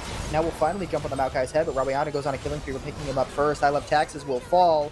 It's a double kill over to Rawayana. The only man left standing is RJT Fru, as this inhib turret will fall. No Baron buff means the push is a little bit slower, but they do have a ton of wave clear with this Gangplank, so they'll take down the both bot and mid inhibitors. A nice set of plays from Bethel Pilots as they knock down 2 inhibs and walk out of the base. Broccolaic not going to be able to get anything done with that W missing. Yeah, and this now starts to spell the beginning of the end. Really well played by the side of Bethel Pilots to ensure we're not going to try to overpush. We're not going to try to get the end while we know that these Death Timers are still somewhat short after taking both inhibitors. So they're going to wait till these double supers start pushing with just a little under 2 minutes for the Baron. They kind of have their choice of, hey, if they come to try to challenge us, we do have the TP available on Rawayana to be able to make that TP play towards the base and start threatening the end.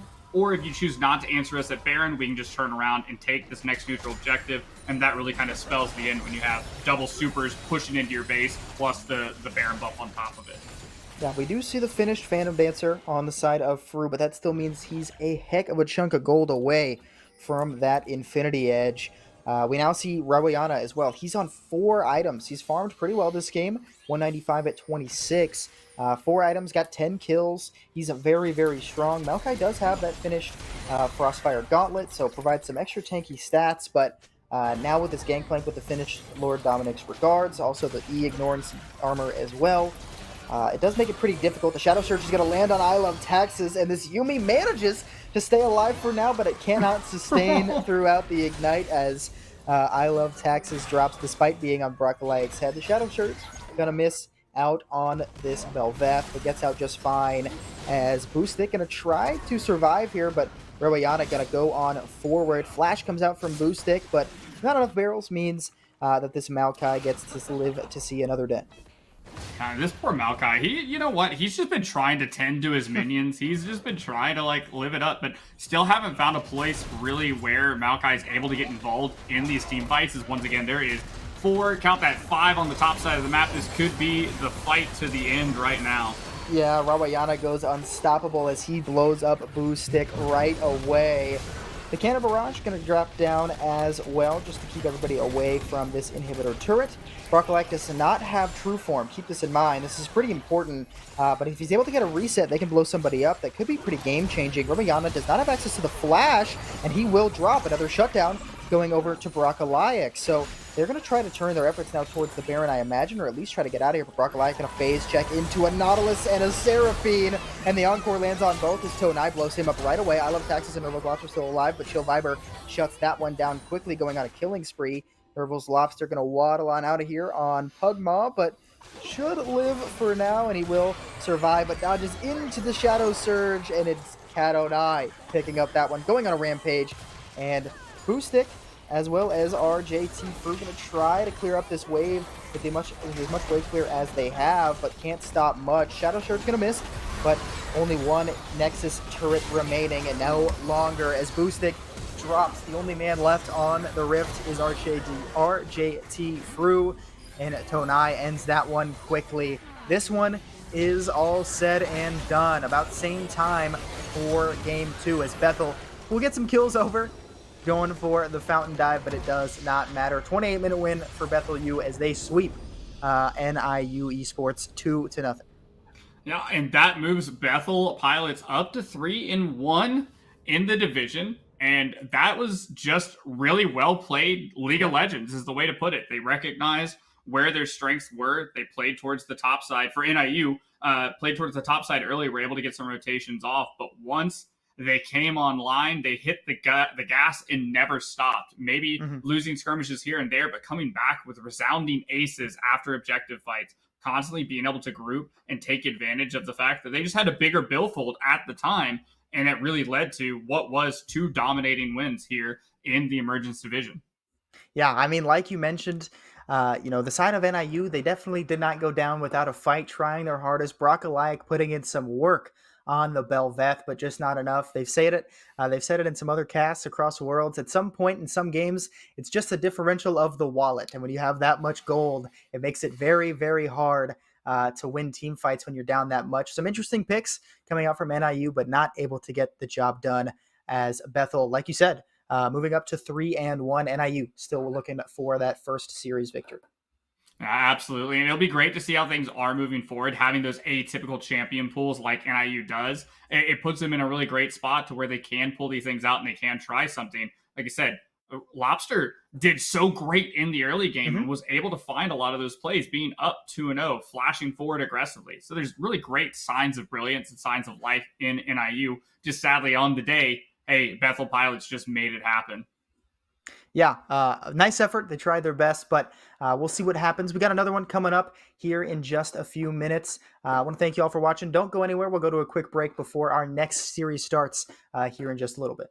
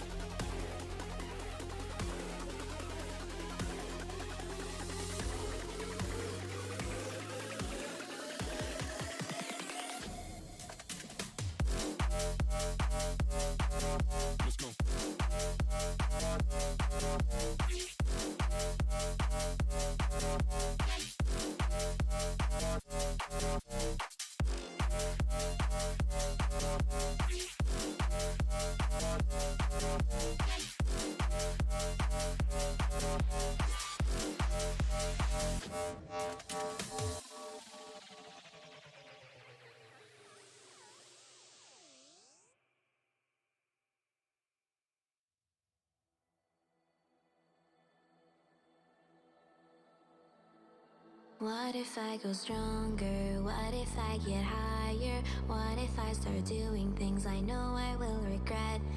I will make my own way, I will not surrender. I will do my best until I get put under. What if I go stronger? What if I go stronger? What if I go stronger? What if I go stronger?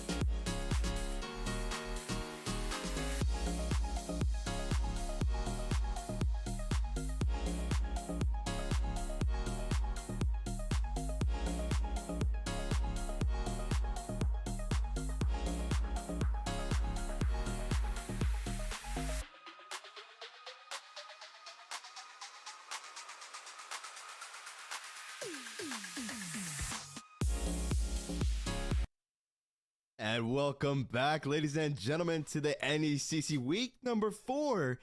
Still going on. We're not quite done yet. Now, I might be a new face. I'm okay. I'm joined by a very familiar face. You're the one and only Reg Dominus, some I know, the crystal ball of the rift. How you feeling today? I'm doing great. Just to be clear, crystal ball is for like me getting picks right, not because I'm bald, right? Is that just to be?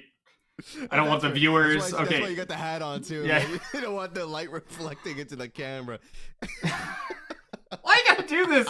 Oh my gosh! Get the other guy back, Paladino. Come back.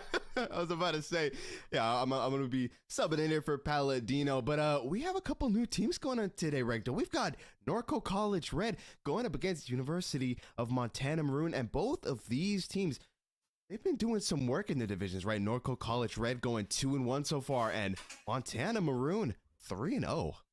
Yeah, 3-0, and it looks like they've only dropped one match total, 2-0 series and a 2-1 series. And on the opposite side, they haven't been all losses. They went 1-2 in their loss, so a lot of fighting spirit here in the Challengers Pacific Frontier division. Yeah, definitely so. And I mean, like you said, right, when it is a 1-2, that definitely means that they put up a bit of a fight as we actually get to see the stands. Yeah, look at that top of the board, right? University of Montana Maroon 3-0, 6-1 with maps. And I'm looking for where are they at? I gotta look at everyone. Yeah, Norco College Red, not even too far under, right? Literally just in 3rd place. They're gunning for the top, only being held back by GCU Esports. Yeah, and a win here tonight would mean that they're going to equal up the standings. It would be just GCU staying all alone if they're able to take another victory here tonight, another dub. And I think these like maps, if you look at that of like, hey, win-loss in the individual games, it shows like they've only dropped as a total here just 2 maps a piece, 1 map a piece. So like very overall strong. We are on a new patch, which is super important, right? We've got the best tree in the world in Maokai, and now we're going to be able to look at who's going to be piloting these champs and maybe get Maokai on the board, you know? Yep, definitely so. Starting off with College Red, you've got Sano, DZ up in the top lane, Nekme in the jungle, Renan in the mid, No Sleep going to be getting no sleep for the enemy team in that bot lane, followed up by GGXY. I'm sure he's looking to send out some GGs tonight. GG's indeed. And on the opposite side, it will indeed be that University of Montana Maroon with just Tank Me Later in the top lane, Replay DK in the jungle, Hyde in the mid lane, and Hurricane Leopard and Cecilia, we'll go with, down there making up the bot lane. Me with a bunch of C's and I's and L's. Apparently, I get a little mixed up here, but hopefully those L's represent that for the enemy team here tonight. Yeah, looking to dish those out. And I think it's such a great fact kind of that when we looked at the teams, right, one's going 3-0, one's going 2-1, because I feel like this is the first week where we have these two teams that, in comparison to week 1 and 2 and so on, they were not necessarily mismatched, but you could always kind of definitely see one team was doing a little bit better than the other, right? Especially last week, we had a team that was, I believe, 2-0 going up against a team that was 0-2. So this time around, we're definitely going to see a lot more sort of competition coming out. Yeah, and I think that's the beauty of the NECC system as we can continue to move on in these weeks. There's no cupcake schedules. This isn't the SEC. You're going to be always playing against tough teams week in and week out, and especially at this point, keeping that momentum. We are on a new patch. We are still, what I feel like, is still in a bot side focus, but it's dragging its way slowly up to the top side. We've got these Aatroxes coming out left and right, and all these different answers they're trying to play into it. And that's a little bit less akin to what we're used to. Just grasp stacks in the top lane, popping them back and forth. But now we've got some real fighters out there throwing hands. Yeah, definitely so. And I mean, we already kind of touched a little bit on some of these picks that are coming more to fruition as we sort of shift this meta, right? Gotta ask you, anything in particular you're hoping or at least expecting to see in these drafts? I casted a series last night where I saw double enchanters and I saw Ivern mid in a 3-game series. And so that kind of broke my brain a little bit. So trying to come back to reality, I think there's a huge emphasis on Maokai. Is technically a triple flex. I think supports his worst role, but nonetheless, you've got some ability there in the draft as we are going to enter into the in-game client and see kind of how it worked out. Hecarim is another strong one, but I still feel like blue side overall is still heavily favored because you get to pick the style you want to go so early on and be able to try to fan away some of these other power picks so they can't just handshake it away to the red side. Yeah, definitely. So we'll get to see whether or not some of your picks are coming through. I must not You see the banner for the Swain coming through, definitely targeted quite heavily towards GGXY, who just absolutely loves spamming that when he gets the chance. Man, really just rushing through him here. A lot of bot lane focus coming through the Leona, the Nautilus, and the Twitch. A lot of these very heavy engaged bots coming out. Dude, what? We got Garen and the game. The strength and pride of Demacia. Just Tank Me Later is going to be living up to the name. One of the simplest champions we'll go with in the game. What do you mean? He's mechanically incredibly skilled, dude. You got to press E to spin to win, press Q and run at him. That's a little bit too much for my small brain. I'm not going to lie. Hey, you know what? With a name like Echo, I'm sure you're used to mechanically hard champions. I get it. But so far, we've got double AD solo lanes on the red side here for Noko College Red and a Karthus. Karthus versus Lilia. Double eight, like 2 AP junglers in the same game. Pinch me, I must be sleeping. People remember they existed. Yeah, no, honestly. And I'm really curious, right? Looking at the Urgot and the Renekton as well. So I'm curious, are we going to get to see like the Renekton going up into the mid lane or where they're looking to send them? Yeah, you'd have to think it is Renekton mid, but playing into this Anivia is going to be hard. Anivia is one of these champions that in the current setting is such a pain point because you can't even siege up the mid lane tower once she hits level 6. She has the egg form, so she's got a second chance at life. Built-in GA, pretty OP. And when you're playing this as melee into range, you really have to look for a hard all-in early on to get rid of that passive, and then the ability to do it again later, which for Renekton, that's a tall order. Yeah, especially when you have Karthus in the jungle, who, in comparison to a lot of the other junglers that I feel like we see, doesn't necessarily have that instant CC potential that we see coming out a lot, right? Obviously, you can drop the wall of pain, but that slow that comes through can just be mitigated, right? Hyde just looks to drop his own wall, make sure that Renekton and Karthus can't get on top of him. Yeah, no, you already spelled out the name of the game. The jungle mid synergy is something that's super important in League of Legends. Mid lane will always be where the home of the game is played through. And for right now, it is looking like the University of Montana Maroon have drafted something pretty intelligent overall. You can see just how this game is trying to come together. You've got two really good scaling, the Misfortune and the Anivia, that scale incredibly well into the game. And with their compatriots that are like the supporting elements here, it kind of builds out. If I'm blue side, I want to use my advantages, an unmovable mid laner with a strong bot side overall with that Janna Misfortune, and then Lilia kind of playing over the top of that. And then Garen just gets to side lane and try to go 2 levels up on this Urgot and just kind of lane kingdom it. So it's really good coming out for game one. Be interested to see kind of how these picks kind of came in order, because Anivia and Garen are kind of like relics of the past. We only see them here and there. Yeah, definitely. So, and I gotta say, I really like the Janna pick coming out as well. When you look over at the composition that is coming out from Norco College, right? They want to get on top of you. Renekton needs to get on top of you to make something happen. The Urgot wants to dash into you. The Maokai wants to get on top of you. So that Monsoon is going to do such a good job of just keeping that space in between those 3 heavy hitters and the likes of Cecilia, right? The likes of Hyde, making sure that they're safe in the back lines.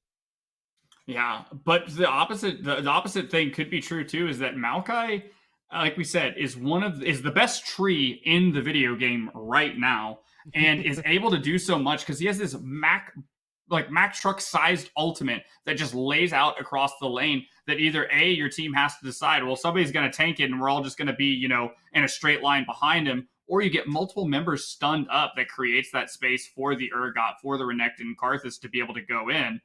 And honestly, Seraphine's still no slouch. Call her the CEO of League of Legends for a reason.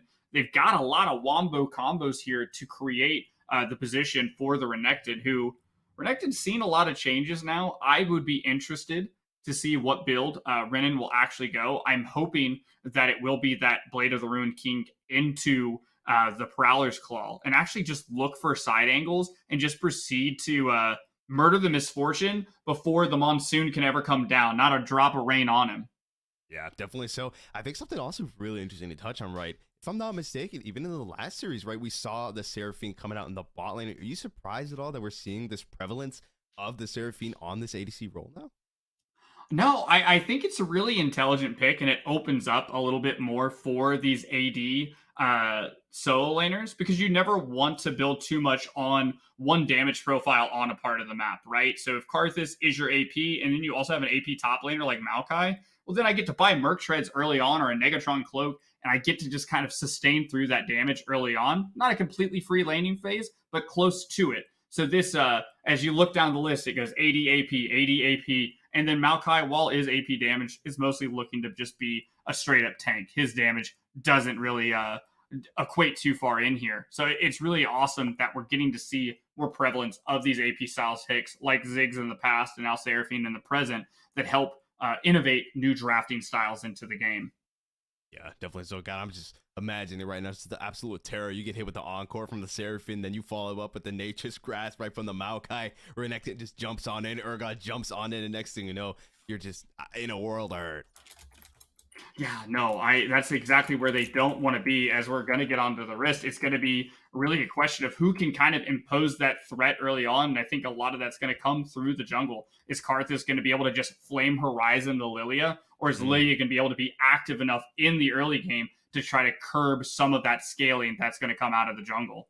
Yeah, that's why I'm a little worried for the Karthus as well, because I mean that Lilia with that movement speed as well is just going to be running absolute circles around him if he's able to actually, get ahead, get that lead that he needs. Then it's going to be dangerous. It's going to be dangerous.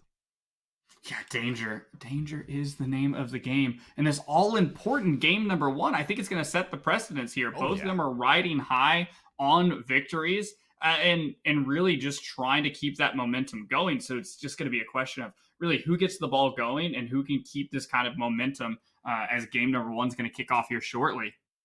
Yeah, and there's definitely a lot of pressure coming out as well, right, onto Montana Maroon. When you are at the top of the leaderboard, right, you are in that king position. Every single team is gunning for you, and it's really no different with this game, as well as we're on the rift, ladies and gentlemen, of this best of three. Let's get right to it. I'm a little sad that it's not looking like we're going to see any kind of invade coming in, but obviously you kind of look at the tools that both teams have, and they don't really have anything prepped for a level 1 shenanigan.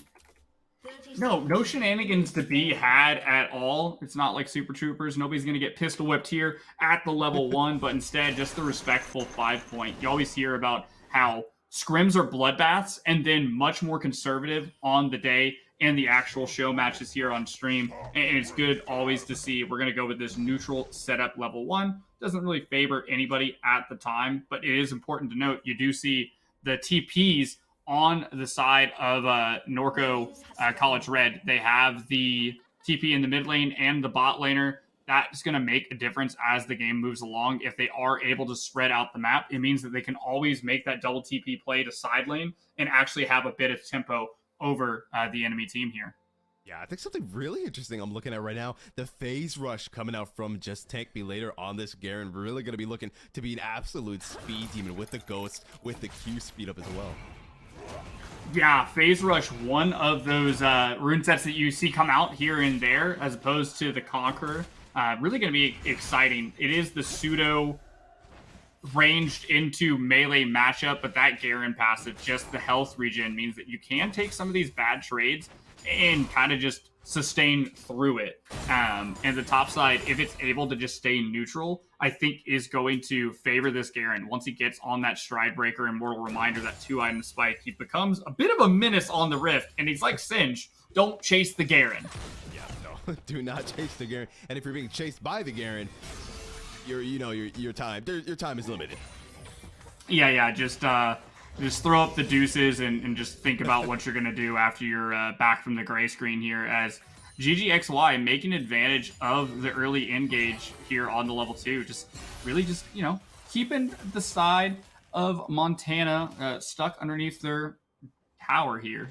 Gosh, words today are hard. We have watched a lot of League of Legends. I'm really excited to see what the first play on the map's going to be with this Lilia. We want Replay to get involved early on. Definitely so. Looking at Brendan, obviously, doing his best to make sure he's got to apply that pressure, right? If he starts falling behind, especially into this ranged matchup, he's going to have an absolutely terrible time. But of course, that does put him in a bit of a vulnerable position. They obviously spotted out Replay DK on one of those wards in the chicken brush there, so they will know that he's on his way down bot. So I'm curious to see which side is going to look to make something happen first. You can definitely see that's the early wave clear that Seraphine has. So we talked about it, and she was picked in the last game. This is her most vulnerable state before she has access to that lost chapter that gives her a lot of sustain. She will have those biscuits to try to do a little bit here and there. But overall, just really trying to be a menace and keep the Misfortune and Janna locked underneath the tower early on. Yep, wow, that post damage coming through though from Ren is absolutely huge. All we talked about though, on the prowl, Replay DK making his way on over, but that wave not gonna be the best spot. We see both junglers look to pull up here. NECC does have that Wall of Pain right high, doesn't have a lot of mana left. Double flash getting dropped, Wall of Pain gets dropped, laying a lot of waste onto him, trying to get him into that egg mode, but the wall is so beautiful, and the first blood goes into the hands of Replay DK, looking to get himself a second kill here as well. NECC's burning quite a bit, trying to lay waste to him, but is not quite gonna find him, just barely gonna escape that one alive. Yeah, and Replay was trying to run it back there and get the double, and has been able thus far to keep up in CS with the Karthus. So being just as proactive in the lanes, actually getting the kill out there, and keeping up in farm, that's exactly where you want this team to be early on, because off that first recall, has the lost chapter in hand, is pretty happy about that going into their second full clear. Just should be another replay of top down to bot side with Replay looking to grab this first Drake of the game. So I got, man, that wall coming out from high was absolutely just perfectly placed, boxing in Renan, right, making sure there's nowhere for him to go. And now with that first kill onto Replay DK, if you are NECC, you need to start to be a little bit concerned, right? Obviously, it's not over in any sense of the word, but regardless, that first kill going onto him, right, that additional power spike, the lost chapter coming out, you got to be ever so more careful. Absolutely. The name of the game for the Karthus, for NECC, is to protect your own resources, to make sure that you can continue to just farm up a storm. We know that he wants to get to the level 6, wants to use that Requiem all around the map, especially as one of the majority of the AP damage share here is going to set up a lot. And you can just see Maokai, the Bramble Smash, unabated by these two going on him. He just does not care. He's like, what are you gonna do? Try your damnedest. Big wave did end up crashing in here. Most of it, I do believe, was collected. Regardless, first drag is on the map. No movements toward it just yet. Still a lot of rewards going down. Like you said, that top to bot clear coming through for Replay DK. Maybe looks for something, as obviously the bot lane of Red is in a precarious position at the moment and is being chunked down lower and lower. But with that ward in that bush, if that does end up coming to fruition, curious to see how it plays out. We're still seeing some relics of the past, if you will, some things coming up here, and one of them is the press the attack on Cecilia on the Misfortune. Has moved towards more of the lethal tempo that we've seen in pro play, try to create a bit more scaling and room for them to work with, as opposed to the short pattern trades that we're used to of just pressing that W, but it is NECC who might need to press some buttons. Oh my god, I don't think there's any buttons he can press. Rekdor down he goes. The stun from Hyde was too much. And he goes down into the hands of Replay DK once again. If he wasn't worried before, he's got to be worried now. Yeah, and that is just a lovely use of the pushing power of the Anivia to be able to just kind of walk on in there and take that nice little 2v1 trade, which you already saw. The lay waste that is going on by NECC does a bit of damage already, so every time they kill him, it's a ticking time bomb of can you play the game quick enough. Can Renan find something here? He's drowsy. He's asleep. Wake up with the job, bro. He gets knocked up. And look at all that damage. It's CC after CC after CC. Now NECC trying to lay waste onto Cecilia, but another wall placed by Hyde says, no, go back to where you came from. Yeah, and a lot of damage there put down by Renan. We saw what happens when he can close the gap. It is a ton of damage. He has the press the attack, which is what we want to see from like this assassin style play. But he needs time. He now just bought the Hex Drinker, going for that defensive item first to say, I'll take a bunch of damage. That lifeline passive will keep me in the fight long enough to find one of these kills and hopefully make the difference going forward. Because if Renekton gets behind, that Croc don't hunt. He's just going to be turbo useless. Yeah, definitely. So that 10% Omni-Vem that you get from it eventually is with the shield as well. Going to be huge just from the healing that he already gets from the Fury stacks. Looking to be that front line, be that engaged that he has to be for his team. At the very least, though, obviously, you know, Norco did end up securing themselves that dragon, even if kill-wise things didn't work out for them. But now the Riftail is going to be the next object, because the Renan has spotted them out. But it's not looking like anyone's really going to be there to contest. You could see moves coming through from NECC. Never mind. He's like, listen, man, I need my wolves. Just give it. Just give it.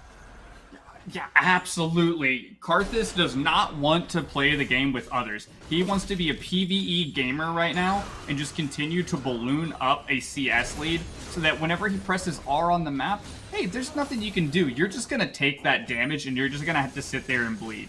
And hopefully that's where we kind of get to as we find some stability. Shelly will need to find a home there on the map, maybe looking towards the bottom side that's already got some attention. We do see some pings coming down and really just continue to try to balloon their lead and outpace the Karthus in the name of scaling.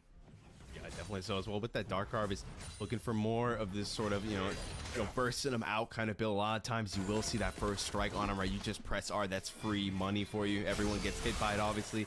Procs your first strike, get that 10% extra damage. Speaking of damage, here's Cecilia trying to find something onto GGX. But look at that, dude. He's just stepping up. He's like, you've got to respect the Maokai pick. Yeah, since the changes to him, that Bramble Stash just does so much for him, as well as the Magic Sap getting healing back, so he can always afford, even in the support position, to be able to step up, take a bit of damage, and then just heal it back with that auto attack passive.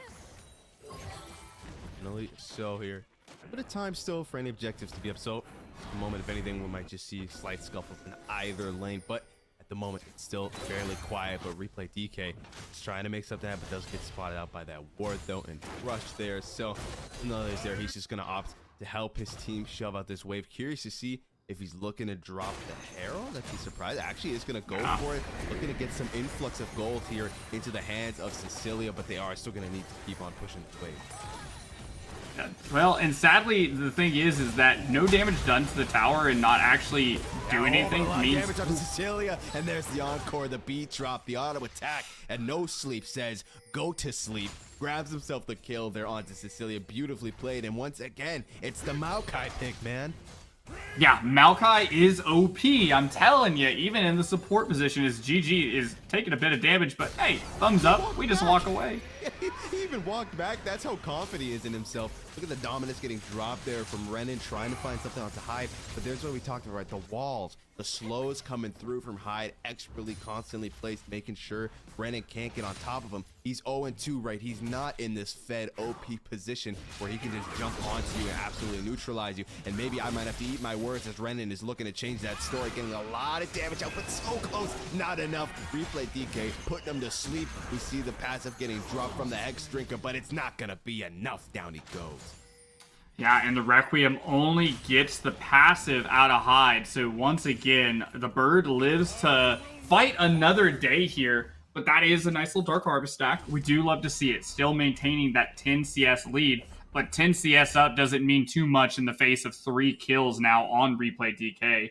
And it just continues to be really well executed from the side. From the side of the... University of Montana Maroon. My goodness here. They're blue side, but they're maroon in color, but it might be gray here for Sano. It's looking like a flash coming through, and look at that damage. Sano going down, being sent to the gray screen. That's that mythic difference coming through Replay DK with the mask already. Replay DK has just been all over the map right now, and that priority that Hyde's been getting has been putting him in a good position, but another fight breaks out. I love this, man. GG does not care. He knows the numbers. He knows how tanky he is, and he's willing to step forward. He's not scared of anything. I honestly respect it.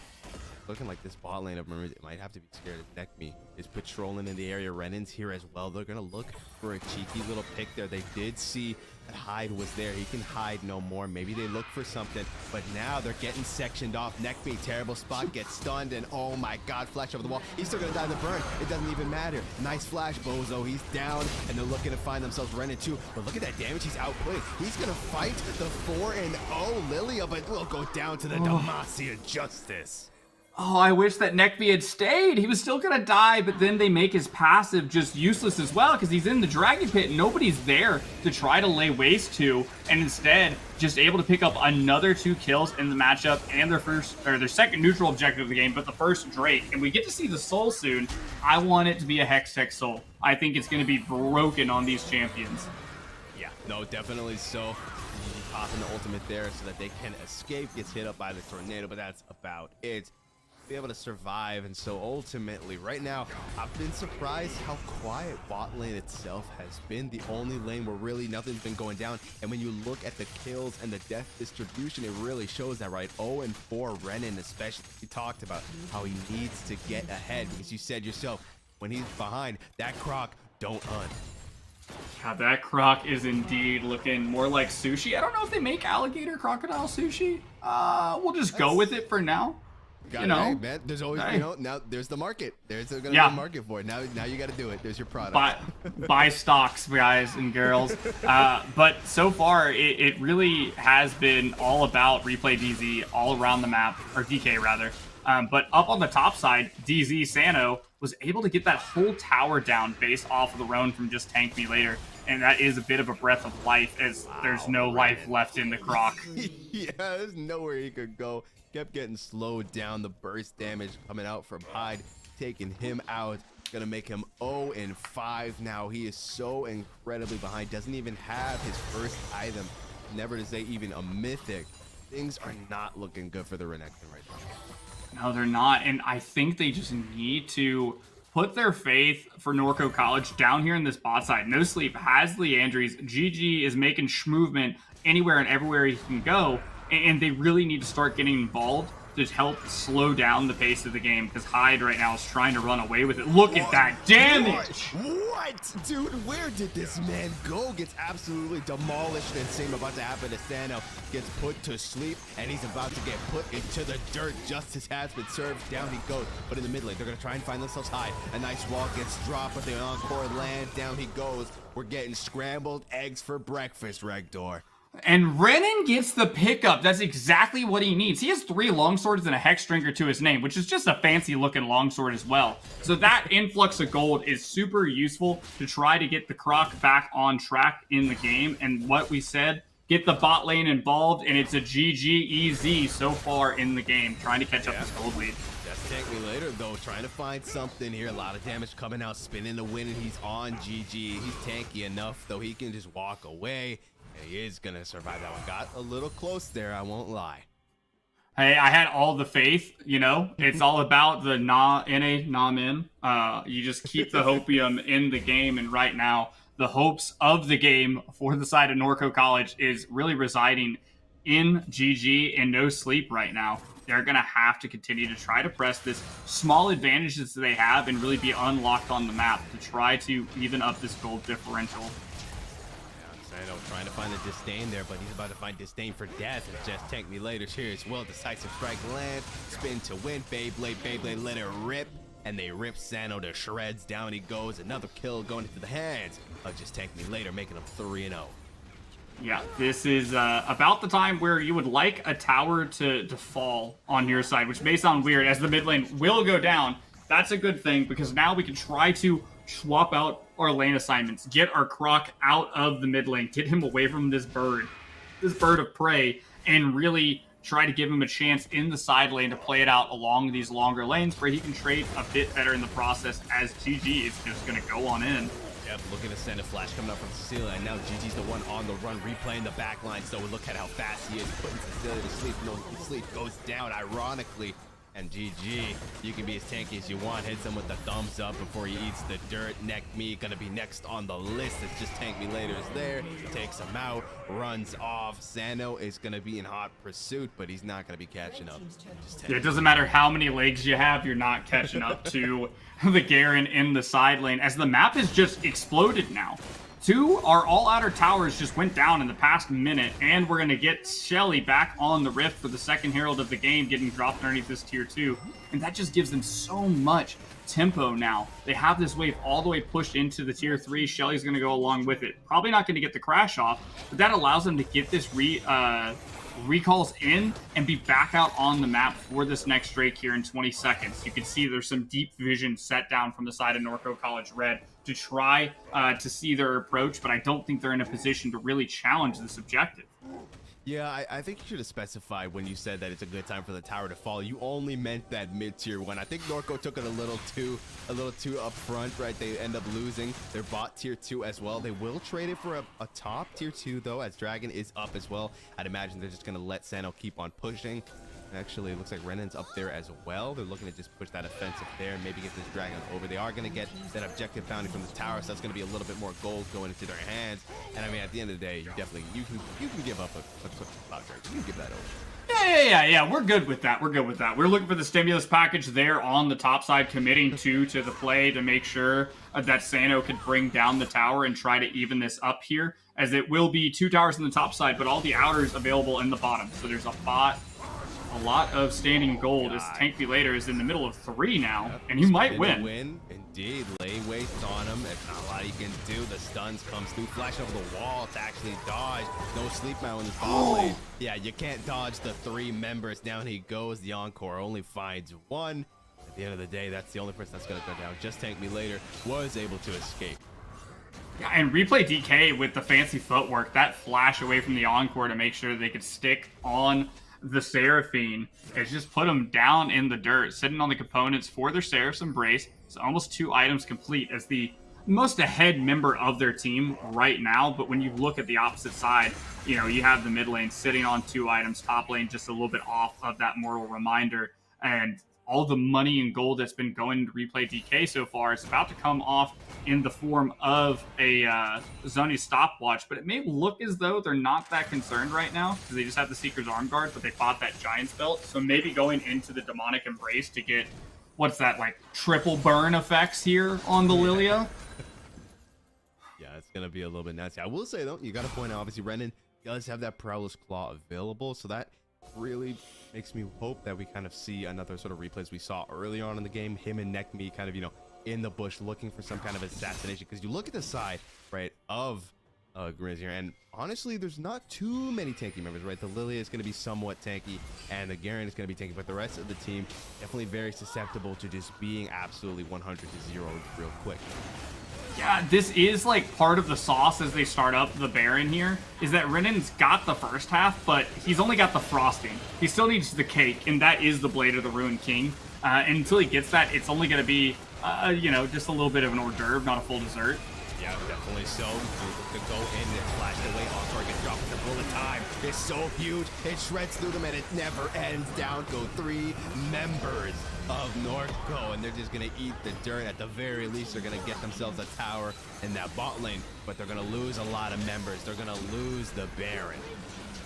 Yeah, they're going to lose the Baron away, and you saw Renan gets in and gets a bunch of damage down, but we forgot about this like kind of broken interaction here. That is, the bullet time does not interrupt the sleep. So you get 2 members down and slept, and they're just going to eat the full force of the bullet time over the top, which is, the Lilting Lullaby combination there did so much of it. Just didn't matter what the AoE you had coming back from NECC and no sleep. You're just going to go down here as a little bit of the collector now coming through here. Death and taxes. No. Oh, no. Inevitable. Yep, indeed, they are. Things are still looking rough for Broncos at the moment. Here, obviously, they were able to get themselves some more gold from those objective bounties with those bot turrets. So it's not all a loss, but it's not all sunshine and rainbows either, as GG once again getting chased. Needs to definitely be careful, looking to push this offensive in the mid lane here. Those Baron empowered minions can increase that siege potential tenfold as they're looking to grab themselves this mid tier 2. And the question is going to be, is with the amount of burn they kind of have coming through with these double Leandries from the side of Norco College, if that can help, kind of curb the flow. They don't have the traditional ADC. They don't have a traditional marksman on their team. So they've got some worry about their wave clear potential, but so far able to kind of keep the other side at bay, cops that stop them from being able to actually siege up on this tier 2, taking out the wave before it even lands. So Q's getting lower and lower though, empowered, and then the minion doing quite a bit of damage. They can't even step forward here with that ring of ice getting dropped by Hyde there. Gotta be careful. Renan wasn't that to up lane, looking to push these waves, but just tank me later slows him down. Spin to win. Dominus gets popped, but you're not dominated. Nothing. Down he goes to the Demacian Justice. The Demacian Justice is inevitable, it does seem, as they continue to siege on this just in a 4-man fashion. Luckily, he dies, but he does stop just tank me later from being able to siege up on another lane. So they're only making a play on a single lane, which makes it a little bit easier. They do lose out on the tier 2, but no more lives lost on the play. So good mitigating factors here. And a lot of that's because of Sano DZ continuing to make these push in the side lane. He's gotten 2 tier 2s to his name and a number of tier 1s. So the man's chewing through PvE objectives left and right. Yeah, definitely something that's always nice to see, right? When you have to obviously give that respect over. You're not going to win the fight, so rather than still just throwing bodies at those objectives, right, at the dragon, at the Baron, you just say, you know what, screw it, we'll give it over, look for things elsewhere. And so far, every time they do that, they grab themselves at the very least a turret, relieve some of that pressure that they obviously have. And if they manage somehow, some way to win one of these team fights, that could allow them to push even deeper. That much deeper, and now on the Soul Point. So nothing on the map. There's no more neutral objectives. So we've got, just under 3 minutes until the next Baron comes out, and that's 3 minutes of time that they're going to need to try to get to that end state. It does look, though, Renan's going to go towards that full Maul of Malmortius here. Get that Omnivamp like you talked about earlier. Maybe give him a bit more of a sustain with the Dominus in these team fights. Other than that, there's not too many other really big breakpoints that they're going to be able to hit in the next 3 minutes. So it's really going to be about positioning and finding their time to fight. Hopefully using the tenacious onslaught that has been GGXY here to try to set them up for the big wombo combo in these team fights. Yeah, and it definitely feels like at this point, Renan has just kind of accepted that, he's pretty much just going to be more of a health bar, more or less, right? You go in, you get that burst damage coming through with the pressing attack, with the lethality you're getting, and then that's about all you're going to do before you get bursted. But if you can get a lot of that damage in, right, by your team, a lot of time to get into that fight, that definitely is still worth it. No, absolutely. You just want to slowly die in place after doing a lot of burst damage at this point. I think if it was 6-1, Vice 1-6, a little bit different of a statement. Yeah, right. Then he just runs over the fight and does whatever he wants. But in the case of where he's at now, exactly, try to find a flank for Renan to just get some key damage down, maybe pop the passive of Hyde or burn some summoners out of Cecilia, and then have the rest of this 4-man unit be able to follow up on that afterwards. You know, just do your job, soldier. Go forth and die with honor and dignity, and then the rest of the team will follow up. Die for your country, die for your team. In this case, that might be happening to GG. The flash coming through from Hurricane Leopard to try and get on top of him. Flash coming through from GG, followed up by just taking later as well. Trying his best to escape, but down he goes. The Demacian Justice true damage hitting a little too hard. Yeah, that is quite the man now. 6-1, like we were talking about. Hey, that's the difference. If Garen was 1-6, the man would W key down a side lane, do everything that he can, but instead he's 6-1, and he hurts even the biggest members of the tree team, the tree included. Evidently so. And speaking of hurt, looking to put some hurt on Renan here as well. He knows he can't escape even with the dominance. It's just too much speed coming out from just Tank Me Later. The Ghost, he's got the Stride Breaker speed. He's got the Dead Man's Blade speed. You will not outrun him. It's like I said in the draft. If he gets ahead, if you see him pop that Q and he's chasing you, just think about what you're doing in your next life. Yeah, as they continue to siege up, and we're seeing the value of this Anivia Hyde just able to make sure there's no lane movement forward. That split pushing of Sano is also quickly being shut down because now Tank Me Later sees a side laner, kills a side laner. Exactly. There's just nothing that Sano can do. You can't outrun him. It doesn't matter how many legs you have. A lot of damage regardless coming through, though. Obviously has that Black Cleaver. Going to be shredding a lot of that armor that is coming through. Doesn't even have a mythic yet, just going for that full tank. But regardless, right, his team is still going to go for this Baron here. Both top laners are going to be in these side lanes. Neither have TP, won't be able to get there in time, but they don't even need to because the Maroons just take out the Baron. Encore is going to thread the needle to hit no one. Bullet time comes through, shreds through. Renan, though, found the flank he talked about in the back line. Gets stunned, is drowsy, gets popped. Your health bar is no more. Down goes yet another member, and now Nekmi, the only one standing, has that Requiem available. Gonna wait for the last second. Gold. Oh, he's still not actually gonna go down. Down he goes on a replay. Pops it too late, though, it feels like. The recall already came through from Cecilia, so no one is actually gonna go down to that. Yeah, it was actually the anti-synergy stasis there. He wanted to die so he could get it off. Even with the empowered recalls, he had a chance. The Requiem could have taken 2. But instead, he gets no one, and now you see this massive shove in the mid lane, already set up by Hyde earlier, and now Replay gets to zoomy down the lane and take out a tier 3 for free. Yep, definitely so. Almost, yeah, should be falling any second now. Yeah, there we go. Does go down. The empowered cannon minion doing its job here, taking it out. And so with that, that's just even more pressure being mounted here onto Norco now without that tier 3 drag up in 26 seconds. And Rector, I would be surprised if this isn't going to be a Cloud Soul for Montana Maroon. Yeah, Montana is looking strong here on the blue side of the map. I mean, just Tank Me Later also showing up saying, we're just going to make this a full 5v5. And, you know, if you're Norco College Red, I think this is just where you full send it as GGXY. So much for full sending it. You got to full send it back to base, my brother, because down goes GGXY. This drag's about to follow suit. Hyde once again with a beautiful wall says, there's nowhere for you to hide, my boy. They take him out, they take the dragon, and they're instantly looking to pivot on over and push. With GG down, that's a huge CC potential out. That's a large health bar gone as well, and they know that. They can't send anyone to the sidelines like they usually do. Norco knows they have to defend. Oh no, Renan. No, Renan, no, Renan, no. Hyde once again with the wall. Rector, I'm going to call it right now. There's no universe where Anivia is not getting banned in this next draft.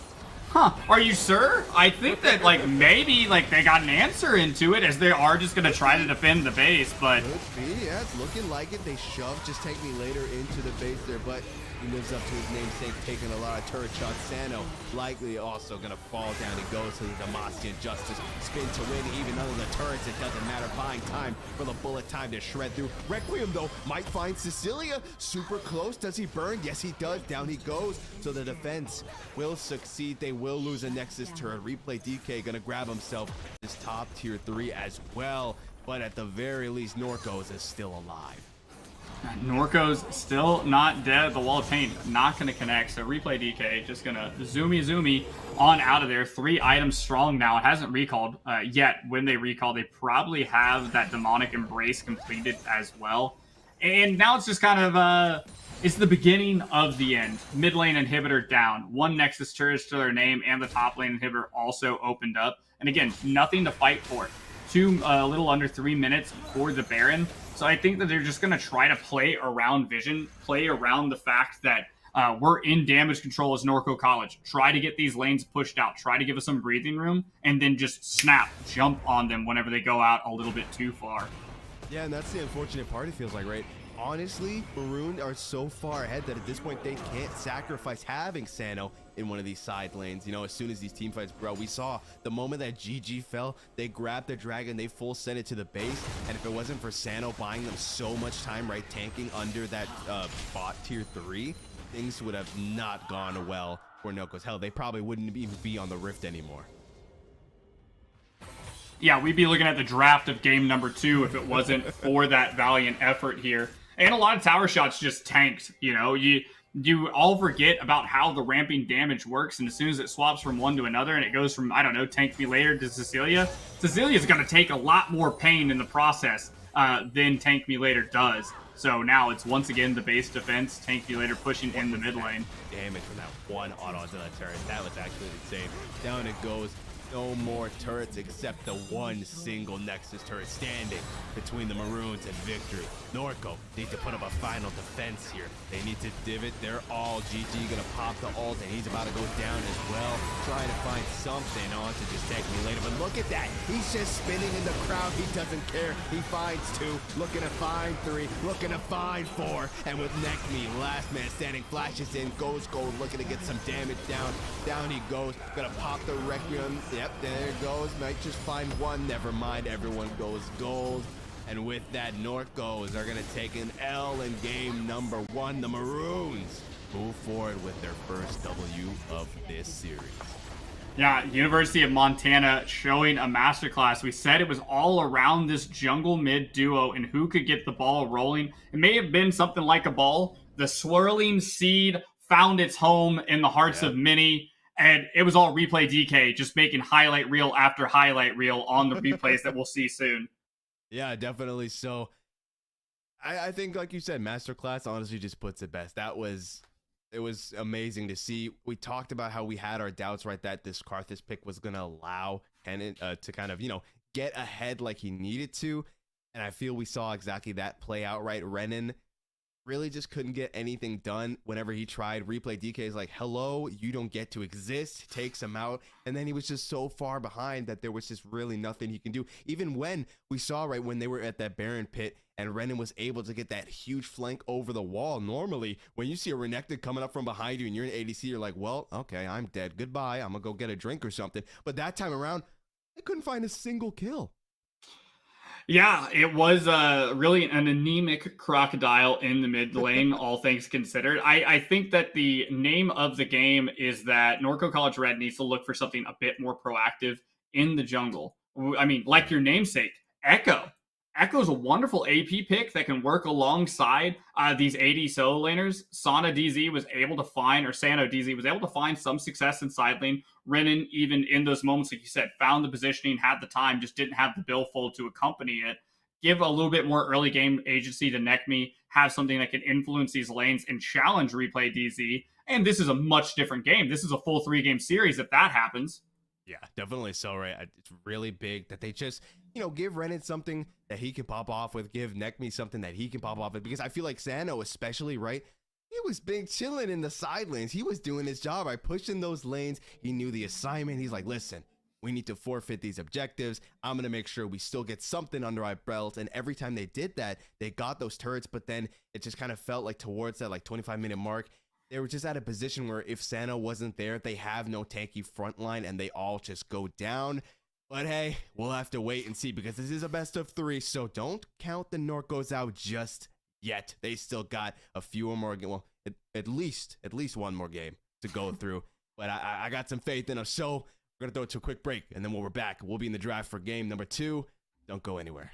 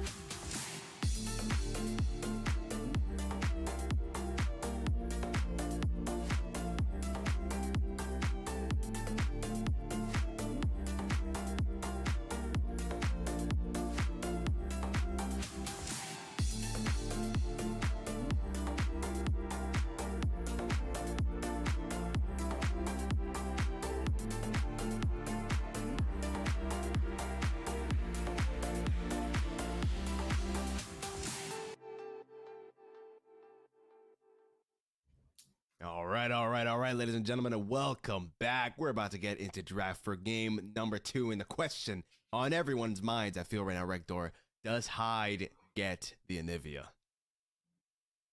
No, that question's not on anybody's mind. What are you talking about? I mean, it was on that mine, thing, by that thing's extension. that thing's banned like first on the list. Like we're about to see it right now. I bet you Nivea's number 1 on the list. Oh. Wait, What? Wait. Hey, okay, there's still an angle.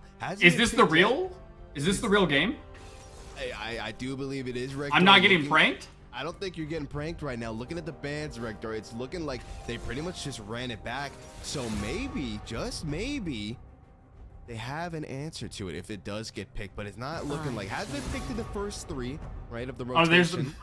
There's the respect ban, second rotation after Pantheon's already been locked in for Hyde, which wow, we've had some picks change around here. I think it's really interesting to talk about the Pantheon Seraphine because it's the matchup in reverse. Seraphine has the shielding and healing to be able to try to keep Pantheon at bay, but if Pantheon in combination with replay DK on the Lilia, again, that is a deadly combination right there with the Aegis Slam. Yeah, definitely. So here's the bans. The Kled actually taking off the board, and now with all these bans out of the way, we get to see what the move is looking to be. Is that a Jinx, the fallen queen of the meta once herself? Hey, Jinx from Arcane never fell out of meta. People just forgot about her, okay? And that is definitely a nice hyperscaler. Alongside the Amumu, does have some early kill pressure. I'm a Jinx aficionado. I love the champion. It's not somebody who wants or has a lot of great all-in capability off of that first lane setup, whether it be the longsword or the Doran's Blade. But once they come back with the Noon Clipper, able to trade very effective in lane. But we know how great Hurricane Leopard was on this channel last round and able to keep Cecilia safe and to keep a lot of this engage off of them. But Amumu is a little bit easier to pilot in terms of ease of use as opposed to the Maokai that has a little bit more skill expression in it. Amumu just CQ, hit Q, right? Yeah, definitely so. But I feel like, honestly, that is literally just a perfect champ for GG's wheelhouse, right? Because we already saw in game number 1, GG will just send it. He wants to be in your face 24/7, applying the pressure, making sure that you just fear for your life, that at any given moment he's going to jump on you and just ruin your day. And honestly, what better champ to do that with than the Amumu? That's true, but I will say that the one thing for GG is that Maokai has innate healing and has that Bramble Smash and that Magic Sap knockback. All these things are really useful to keeping yourself alive. Amumu has Bandage Toss, and then he also has Bandage Toss. Those are both go in. So it's one of those things that if GG goes in, he ain't coming out unless everybody else dies around him. And I think that that's important with the Jarvan in tandem. If you have a very set up dive comp, you have these dive buddies with Jinx and Seraphine just supporting from the background and throwing in a lot of this AoE damage. So it's a really clear setup here for the side of Norco College that if done correctly, Cecilia's never allowed to play the game. Janna doesn't matter. So it really comes down to the top side of Montana Maroon to see if they can actually get something done. Yeah, and speaking of the top side, right? Interesting to see that Norco College opting this time around. Now, obviously, we talked about how we wanted to see Nekmi on a jungler with a little more agency early on, and what better than the Jarvan, right? But with the Aatrox getting locked in, kind of symbolizes to me that Renan this time is going to be put on the back burner a little bit, and they're going to look to really emphasize Sano getting ahead. Yeah, absolutely. Sano showed some of the most signs of life. It was the outside lanes. It was top and bot side that were able to do the most in the mid game, while Renan was sadly just like a crocodile to the slaughter there in the early game. Hyde making sure he had no fun. But if they're able to get something done early before Tank Me Later gets any defensive stats, before he starts stacking that armor too much, that could be really devastating, because we all know if the World Ender gets ahead, the Darkened Blade gets some Darken in him, that is a hard train to slow down, even for the likes of Replay DK. Oh, yeah, definitely. We'll say, though, Hyde, I feel like he's going to be a menace once again. I'm looking at that Panther. I'm looking at the kit, right? Just the instant CC ability coming through, something that we saw in game number 1 as well. That mid-jungle synergy is going to be at an all-time high in this game once again. No, absolutely. But I think the biggest difference is in the drafting style for Montana Maroon is that they are very short-ranged. you have essentially four melee champions, and then Misfortune, who is one of the shorter range ADCs as well, has to try to be like Tom Brady and find that pocket to be able to sit in the fight. But you've got Jarvan and Amumu that are looking to just be, linebackers. They just want to try to sack every play. Meanwhile, Seraphine and Jinx have very long range abilities, have a lot of room to dance around the edges of these fights. Can play a little bit more like back in the shotgun as opposed to the regular I formation. And that could be the difference for these damage dealers, is their front line and how they're able to kind of make the play on the ball early on. Yeah, especially Jinx with the fishbone, the rocket launcher, get that fully stacked up with the lethal tempo, right? Increase that range. Really nothing that Cecilia's going to be able to do the moment she utilizes that double up. If that doesn't find a target, sure, you can use the E to get, a minuscule amount of poke, but really you're only using it to kind of for the setup, right? Get the slow, try and find someone and pick them off. Yeah, and that was one of the main changes they made with Misfortune when they kind of gave her this crit buff, because they also shifted the power out of her E to not be so much focused on damage. It has an AP scaling ratio for slow and a bit of magic damage. So it kind of moved her away from being like the E and R bot into really focusing on that double up, focusing on that strut, and her being a auto attack based champion.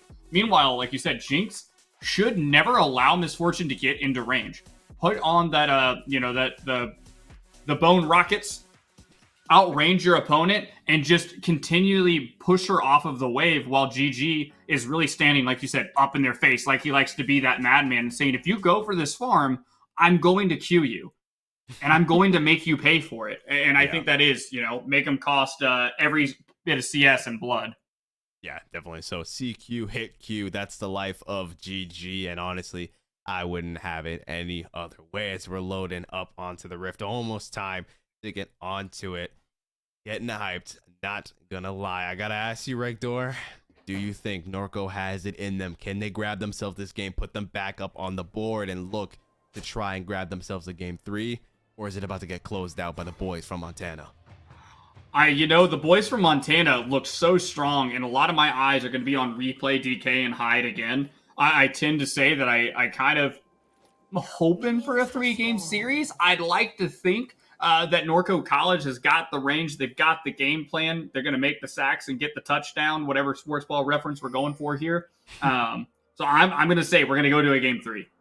Okay. Looking for the touchdown, home run, interception, more words that I could think of, but whatever. Regardless, looking at the junglers, right? A little bit of reverse going down. NECC going to be looking to pass down to the bot lane. I feel, honestly, no surprise in that. You look at this bot lane, you've got the chompers, you've got the bandage toss, a lot of CC potential coming out. Obviously, got to watch out for Cecilia's cleanse. But then the question becomes, like, what are you going to cleanse? Are you going to cleanse the flag and drag? You're going to cleanse the bandage toss? You're going to cleanse the second bandage toss? You're going to try and cleanse the chompers? Yeah, exactly. There's just too many options there, and we'll have to choose very specifically. Early on already, though, getting that double up shot down on to No Sleep, who is so far just trying to play around. And that's what's so different about Misfortunes. You can't play on the backside of the minion wave. That's just an easy Q target for her to be able to pop that double up in, get that crit-based damage down early on. But it should be the push going the way of Norco College. Here and having that early priority. Looks as though NECC. Oh. Yeah, already though, GG looking to send it. Finds himself that bandage house, but Glacial Auger can slow him down, allow Cecilia to get some poke back in, turn a little bit of that damage, but regardless, both junglers are still on his bot side. Here, obviously, the clear from Replay going to be looking to move upwards. Was curious to see maybe they look for something, but no, gonna head on over. Yeah, looking towards the mid lane again. There's a bunch of setup for both of these junglers to be able to try to play around. Hyde, of course, going to have to play a bit more conservatively, using his health bar as a resource to actually get this wave pushed out. As you see, he just goes in. Look at that damage, though. Yeah, oh my god, a lot coming through. Brandon got to pop the pot there. Overall, going to be rather equalized still when it comes to health, but I'm playing Sano, looking to put some hurt down to just tank me later. Remembered what he did to him in game number 1. He's not going to go down without a fight this time around. Look at that. Neck me. Looking to wrap around. There is a ward in that bush. I do believe so. If he looks to step in there, it's going to get spotted out. So now the question really is, oh yeah, he's in that middle bush. They don't know, but they need that wave to push. Yeah, and that wave is going to naturally push already. As you can see, only 3 caster minions left. So NECC's got a little bit of time, but has not cleared his top side. Still has 2 camps up there. So every moment he waits here, he's just falling a little bit farther behind, as you can see from that CS differential. Maybe looking to pull the trigger here soon. Cilia, Hurricane Leopard, they smell that something's in the water. They don't want to quite push up just yet. Something doesn't seem right. Getting damn close to that bush. Vanish Toss not going to find the target, but they do still have the flag and drag. Looking to find it. Flash coming up from Cecilia. Are going to find the Vanish Toss on a Hurricane Leopard, but no real follow-up to speak of. And now they're going to look to just run GG down. He's going to escape, but ultimately, that's a lot of time wasted for NECC. And look at that. Replay up in his jungle, realizing, oh, you left some free camps for me? I'll be taking that. Yeah, and just so much of a bit of a misplay from NECC of just, why not? You eventually got the flash out, but the flag and drag from the beginning, it felt like they wanted GG to try to lead it off with the Vantage Toss. But I feel like you just got to go for it at that point. You've got the time set up, and the time for replay is now. Yep, indeed it is. Looking to get things started off with a bang here. Nice little placement coming through, but the flash from Sano going to make sure that he stays alive. But that is going to be his flash down for the next 5 minutes. So at least they'll get something out of that. Going to look to shove in that wave. Drag up in 10 seconds as well. We see the Vanish Shot land from GG. Nicely done. This Tornado going to knock up flag and drag. Super close. Can they find it is the question. The shield comes through. It's not going to be enough.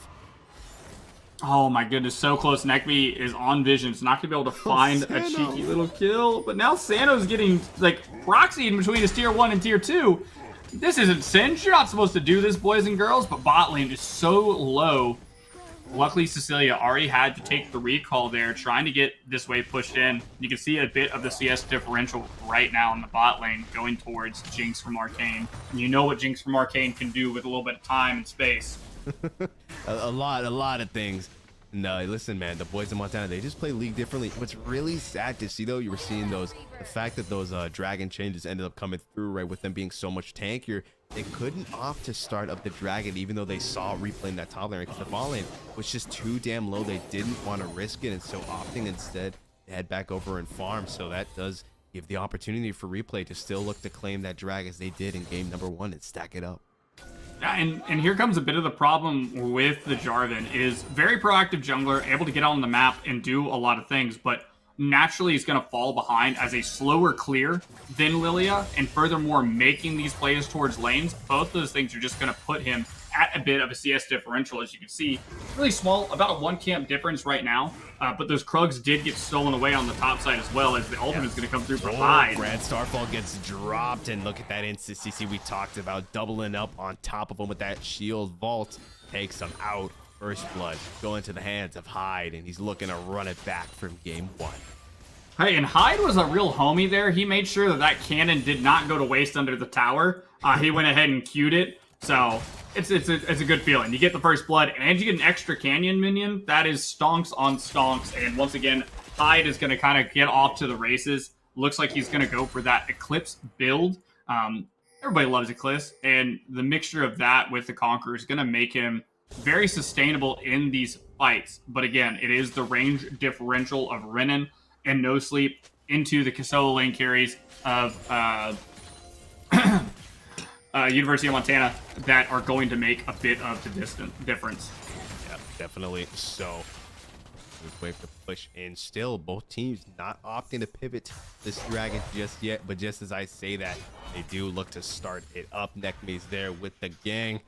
We'll go ahead and grab themselves that replay, grab themselves the red buff. Surely realizing that something's going on here, and they're going to opt to take a peek. There is going to get spotted up by the board. GG's there per usual. Line of defense. Dragon is getting lower and lower. Should go into the hands of the Norcos, and so very reminiscent of game number 1. They grabbed themselves the first dragon. The question is, can they grab themselves the rest? Yeah, it is a good start for them to be able to get this first neutral objective. Nobody really wanting to pull the trigger on a bigger skirmish yet. But just Tank Me Later is able to actually walk that one out and come back for the trade. We can see Maokai pretty amazing. Huge. Shoving him into the turret, and the stun as well coming through, buying replay the time to get on over there. Sam has nowhere to go, and he knows it. He's trying to heal as much as he can. Has that World Ender, not quite yet, and it's not going to be up in time. He's running, but he's going to go down. Nothing for him to do. And look at that. The World Ender just came up. Yeah, that was so close on time, and you can see there's a good amount of healing from the Q2, Q3 as GG's looking to make some moves. Yep, second bandage toss gonna cleanse that. The flag and drag just barely gonna miss though. Encore though, huge double charm coming through. Beat drop, ignite, all the damage under the sun. No sleep, gonna pick himself up. One has the resets, has the speed. GG under the turret. Ooh. Nice flash though, gonna dodge the super mega death rock, and instead GG's gonna pay the price of No Sleep's failure. Yeah, the flash at the last second to dodge the Super Mega Death Rocket, and the fact that they didn't actually do, Hurricane Leopard didn't auto-attack GG once, so the kill still going over to the ADC to keep it even, is going to get a death on the play, but still going 1-for-1. As you can see, has the pickaxe plus Noon Quiver. I think No Sleep will probably opt into those tier 2 boots early on here in the matchup, and that should be a pretty well-executed play overall, but they had to invest so much on the bottom side of the map here. 2 or 3 ultimates used in the play. Yep, definitely. So here, this good grab. Don't sound looking a little drowsy to me. Looking to go in, shield ball, stun him up. So much damage. Where did his health bar go? Doesn't even get the chance to pop the world ender. His world just got in. And once again, this is Replay, DK, and Hyde putting on the moves, putting their carry pants on here in the matchup, and just being involved everywhere on the map. Hyde not choosing to rotate to Renan's play on the bottom side has allowed him to catch back up and be even in CS, and now with his 2 kill, has the Grand Starfall available. Maybe look to affect the map with that now after they get this push out. So, and I'm just noticing as well, just tank me later with look at that first item as well. Sano is probably crying right now. That's going to be like 80 armor right on top of it, making this tanky Maokai so much tankier. So Sano is just going to do absolutely no damage to him if you can't find some kind of angle to get ahead. And it's kind of sad to see, because I feel like we talked about in the draft, we assumed that we would be seeing a lot more of this sort of prioritization coming into this top lane. We're trying to get Sano ahead, but so far, NECC just really hasn't been able to find any opportunity to get up there. As Hyde looking for an opportunity to get the kill to Renan here, gonna go stun him up, toss him over, and down he goes. Hyde is gonna eat the dirt. You see the ulti coming out from No Sleep, but it's not gonna be enough. Yeah, and there's not really a huge sense of urgency, for a lack of better terms, out of NECC. We've gotten 2 ganks down on the bottom side of the map here, or sorry, 3 overall. Resulting in 1 kill and a few summer spells blown along the way. Did set them up to get the first Drake, but now just going back into the clear. Did pick up the Umbral Glaive, which has been a newer thing, as Sanos once again kind of popped the world ender. Yep, looking to maybe go into the turn on the bot lane though. Curse of the Sad Mummy, nice bandage toss to negate the monsoon coming through. Look at the range from No Sleep, does get hit by the tornado. There's no way Cecilia lives, but he will indeed. And GG once again gonna pay the price, saying GG in chat, my ADC does no damage. Yeah, a little bit more powder than Jinx at the moment here, trying to get these kills secured, but not there yet. Still just 1 item. This is a hyperscaler. This is the one that you want to get to that IE breakpoint, that 3 items. But look at the early game focus. 4-0 on Hyde now. He can't build any walls, but he can sure as heck break them down here with that Grand Starfall. Yep, definitely so. And we've been seeing him do it time and time again. We've seen it in the top lane. We just saw it in the bot lane. There's no place this man can't go, and there's no kill this man can't get. Yeah, right now he's made and killed somebody in all 3 lanes on the map. All that's left to do is to walk into the jungle and ruin NECC's day, and I think he's got the full gambit, you know, going on here. Just 15 seconds until the Drake is up, and it feels as though the way the winds are shifting, that it is going towards the side of Norco College Red. Yep, definitely so. With that drag about to be up as well, 8 seconds left on the clock. And see Norco obviously positioning themselves into a spot here in the river where they have control. Now, that means it has to come to them. But look at that, they're about to lose it real quick. Encore gets stopped. They're going to try and single out High, but they're not going to find anything. Bullet time running through them. There's so much damage. A triple drowsy. They'll go 1 for 1. They're going to go 2 for 1. But look at that. It's Cecilia's time to shine. Grabbing himself a double kill, and they say, yeah, live to tell that story. We're grabbing ourselves this drag. Renan throws the Encore directly at Hyde, and that's it. That's the only one. He has the Merc Treads, so the charm is lessened even more, and it's just pulling you towards, you don't want Hyde near you. You don't want to pull him towards you. You want him to go away. But that easy flank from the top side mixed with what has been just beautiful lilting lullabies from Replay DK really sets it up to where Cecilia is playing on easy mode. Really easy to auto-attack things when they can't auto-attack you back in the process. Now 3-1 has the money for that Kraken Slayer and is going to be quickly pulling ahead of what is No Sleep in the item game right now. Yeah, really unfortunate Reddit didn't have that Encore to try and cancel that bullet time we talked about. How he's going to want to just find that pocket, sit in there, press R, watch the money roll in, and he did exactly that, picking up a double kill. 3-1 now in comparison to No Sleep's 1-1-1. No Sleep does still have a little bit of that farm advantage at the moment, but that gap is definitely closed with that 600 extra gold. Yeah, and especially at the 14-minute mark, right? We no longer have the resistances on the tower. Plate gold is now gone.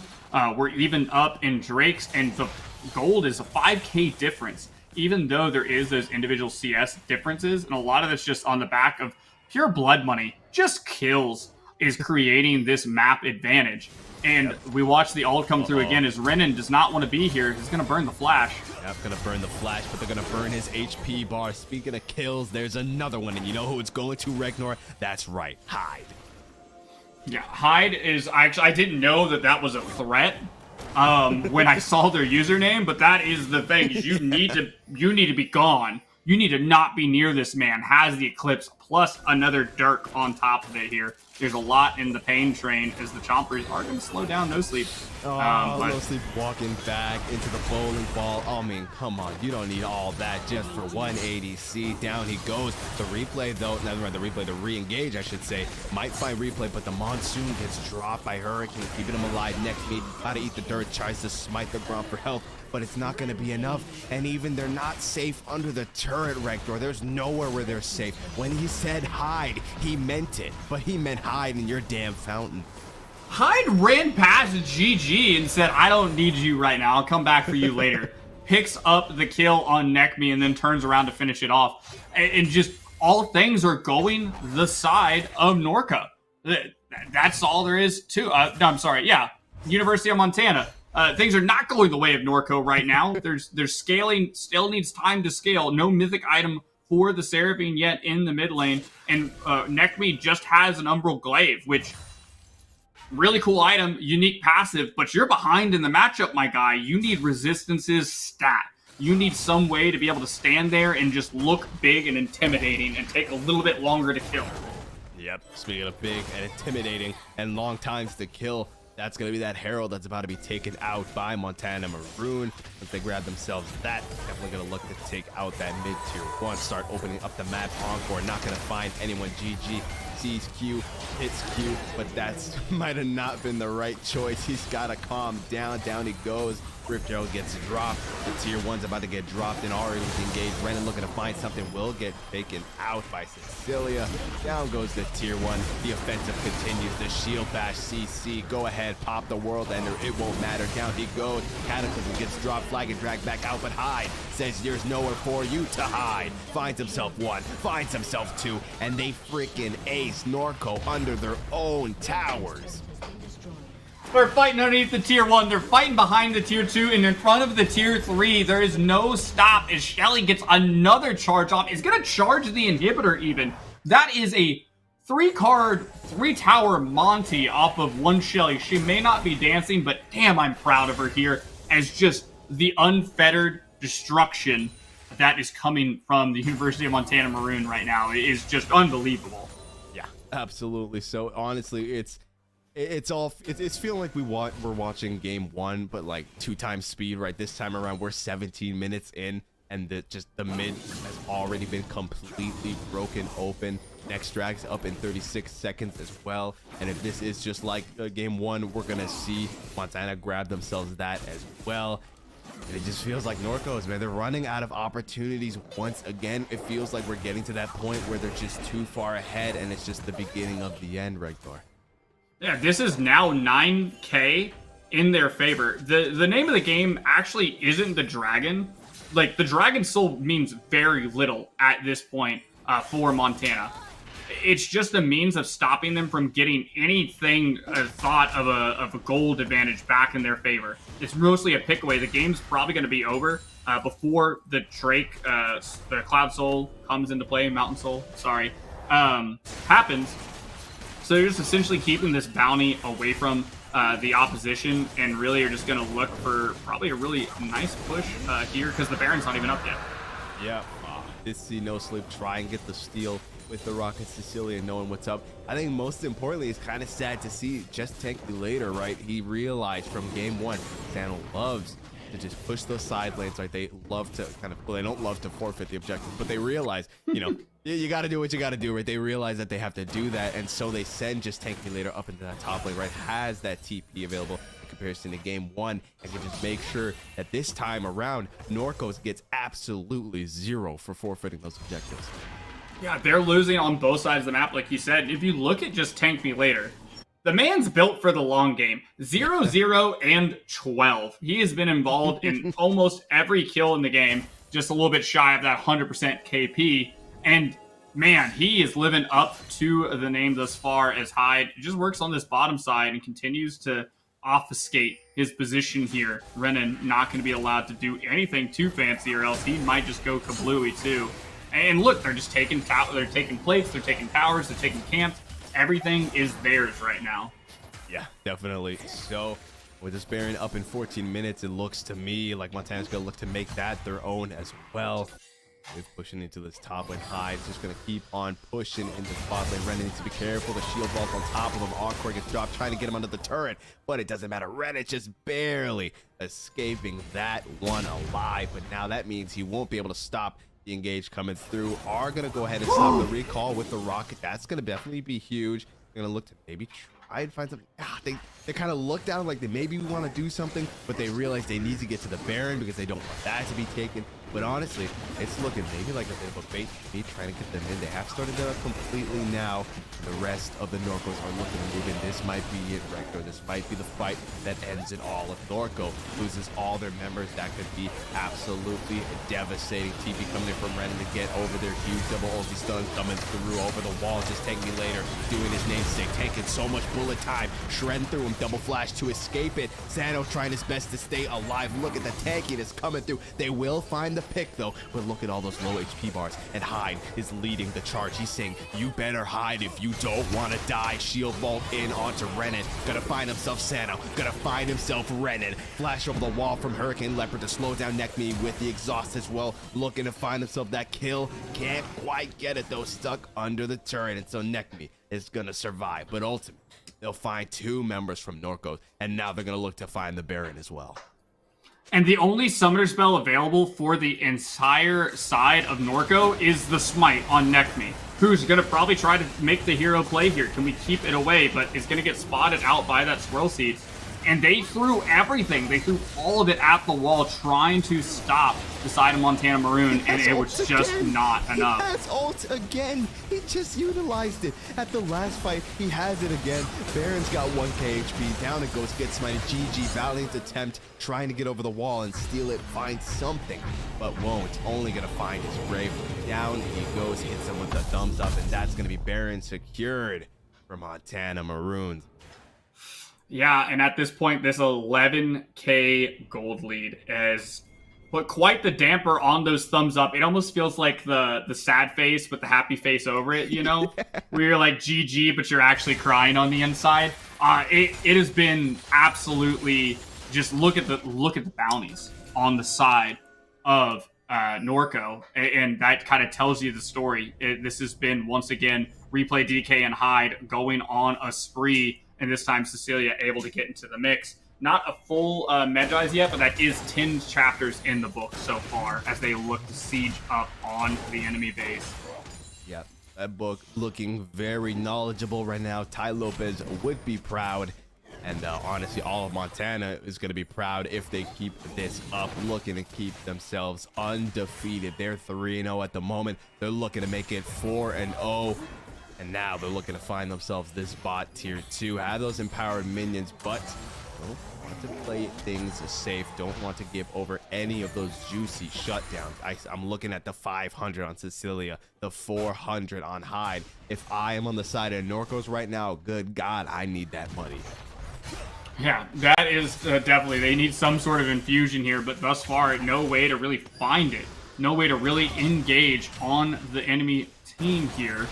As Hyde's going to continue to siege up on both sides of the map. It looks like they're going to have to try to make a play on the bottom side. At least get something done here. Maybe stall it out a bit longer. Yep, fourth drag. I can't do math. I'm not mathematically inclined. It is what it is. Fourth drag is up and available.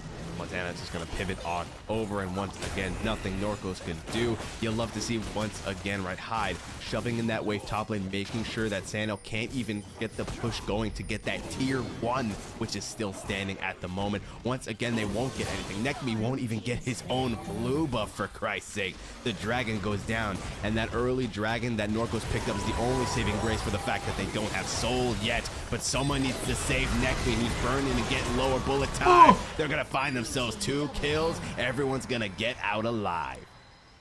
Yeah, the Grand Starfall picking up another 13-1 on Hyde. Jesus. They are in control of their destiny. They know what they need to do as they have a little bit of time left on this Baron buff to get down this tier 2. They've been fighting over it. They've been diving in between towers since like minute 5, and they haven't stopped since. But if you just kill the towers, it is a lot easier to fight around them. Definitely. So a lot easier to fight around the wreckage here. Looking to push into this tier 3 as well. A couple of seconds still before NECC gets up. Need to wait for this next minion wave where they can look to keep pushing. Definitely still be careful. Those turrets are no jokes, even when you are just tank me later. And we've seen that he doesn't care much for turrets. No, turrets is not what they want to see. They just want carnage and wreckage. And like you said, there is a litany of standing gold on the map for the side of Norco College. Like all the tier 1s available, all the tier 2s. They're just not allowed to walk up that far right now. Look at this. They're making a controlled effort as a team to walk into their own jungle and try to get some sort of vision control back in their name. But you can see all of those little bean friends, those saplings, creating pockets of vision and just general annoyance. Since Maokai's shifts in power, saplings don't do nearly as much damage, but they still are super annoying and do provide a bit of vision around the map. That's when you know you're in a rough spot, when you need the whole squad to clear out your own quadrant. Like, that's when you know you really can't go anywhere. Look at that. They clear out all that vision. There's still so much vision to go. Look at the bot side of the map, right? 3 control wards locking it down. I'm seeing at least 2 more maybe zombie wards there as well, making sure that there are absolutely no gaps in the vision of Montana, allowing them to make these plays, make these flanks, and just make the win happen. Yeah, and the worst part about this too is that there isn't any actual push going on because none of the inhibitors have fallen because there is no super minions. They continue to watch their waves push out and away from them, and they can't go collect it. They can't touch that. They'll die. So Sano right here might be in a bit of trouble as he tries to, defend this one bush as they're slowly, like a boa constrictor, just wrapping their wallet around the rift and pushing towards the side of Norco College. Yeah, definitely so. Not too much Norco can do at the moment. Need to find a way to get out of the grasp that it's just choking them out at the moment. And now they're not even going to go for this tier 3. Nice triple charm. They're coming through. They're going to buy themselves some time to flash over the wall to make sure that just Tank Me Later is section away from his team, trying to find something. But look how tanky he is. Bullet time going to bait him in. A lot of damage coming through. Flash over the wall. They can't even find the kill there. And instead, they're going to die. Sano goes down. A lot of low HP bars. Trying to find High, but that's going to be a double kill coming through. Can they take him out? No, they can't. He heals too much. He shields too much. A quadra kill coming through from High. He said, listen, man, did you not read the name tags? Just Tank Me Later is going to force Rena into his own fountain there. Nothing that they can do. And with that, they're going to find themselves the top tier 3. They're going to find themselves the inhibitor. And now Renan is the last thing standing between the Montana Maroons and being 4-0. Couple of turrets left standing too. Mid inhibitor gonna go down, and they're waiting for the rest of those minions to pull up. They need some reinforcements before they push this thing. Death timers, though, finally are coming back online. Renan has held for now. Just Take Me Later took a magical journey into the enemy base, and he died for the second time, but it wasn't from the skirmish. He died to the towers there. Probably trying to help Hyde maybe secure the pentakill. Sadly, no penta, only a quadra here, as he is 17-1-5. Yeah, they recall. Baron's on the map. You can see the side of Norco is going to jet over there, try to get some early vision down, try to do something. But you got to think, if you're the side of Norco, I think we're done passively losing the game. Let's actively do something, make our final stand, because that's all there is to it. That's where we're at in the game. No IE on the Jinx yet. 2 items can finish on the Seraphine. This is about as strong as they're going to get in the foreseeable future, so it's time to choose where you're going to make your stand and deliver. Yeah, definitely so. 8 seconds to this drag. That's going to be Mountain Soul. Another 200 HP shield going to be coming through. A lot of extra armor on members like Just Tank Me Later, who is already stacking up so much. It's going to be so much harder to take them out. Honestly, Norcos, they need a miracle right now, Rektor, and a big one. I think their miracle is they're going to try to sneak the Baron while they go for the soul. But the dragon's already dead. Oh, wait, what? It literally just came up and it's already down. And so Norcos knows it's only a matter of time before the rest of Montana pulls up, and they're here, right now. Triple Encore coming through. Grand Starfall high in the back line though. Bullet time shredded right through them, and down they go. But the Jinx reset city. The train's leaving, but they are gonna find themselves at least a kill onto the Jinx. And with that, that's all the hopes of Norcos down. We do it different in Montana, they say, and the Montana Maroons are marching into the base. This time around, it's all up to Sano, heading back to base with the recall. Needs to heal up, and he's got to give this final stand. Healing coming through. It's all up to him. Can he make it happen? It's not looking likely. No, he cannot. He goes down, and with that, the Maroons are going to stay undefeated 4-0 in this series with a dominating performance, Rektor. Dominating is a word to use there. Dominating, devastating, destructive, decisive. There's probably some more D's in there. The 5 D's of dodgeball this game were not abided by, that's for sure. Because try as they could not dip, dodge, duck, dive, or dodge away from Hyde and replay. They're insane. I would say probably one of the best jungle mid duos that we've gotten to see across the past 4 weeks. And their pressure over side lanes, their use of their tempo in the jungle and in the mid lane just led to where you were getting suffocated. There's nothing that you're allowed to do on the map because they're there to punish you and match the play every time. Yeah, it was I'm at a loss for words. You're casting my jaw, right? That should really just kind of, that should really cement just the fact of how just exquisite the gameplay was. That's what I was gonna give it to. Absolutely exquisite. It was so nice to see, and it was a little unfortunate when we look over at the now the name slips me after the game, the Norcos, right? We talked about how we felt like we were gonna see a lot more sort of priority coming into the top lane, right? With the Aatrox, we didn't really see any of that, honestly. NECC, it felt like he wasn't even top lane once, really. He might have been there maybe one single time, but really he was down in that bot lane trying to make something happen. And even then, they couldn't make it happen with GG on the Amumu.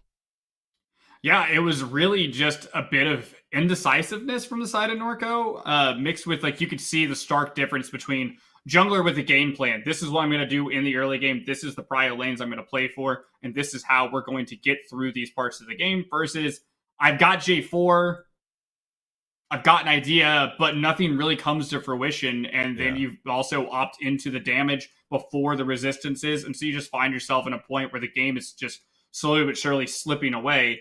But a lot has to go to the side of, excuse me. Gosh, I'm at a loss for words too, because you have to give a lot to Montana Maroon here for the fact that they played exquisitely and they didn't go outside of their win condition. They didn't go outside of their power spikes. They didn't do anything half-baked. They full-baked it, and they sent it every time. And due to that, I mean, they lost 0 towers, 0 neutral objectives, and I think only 5 deaths in the whole game.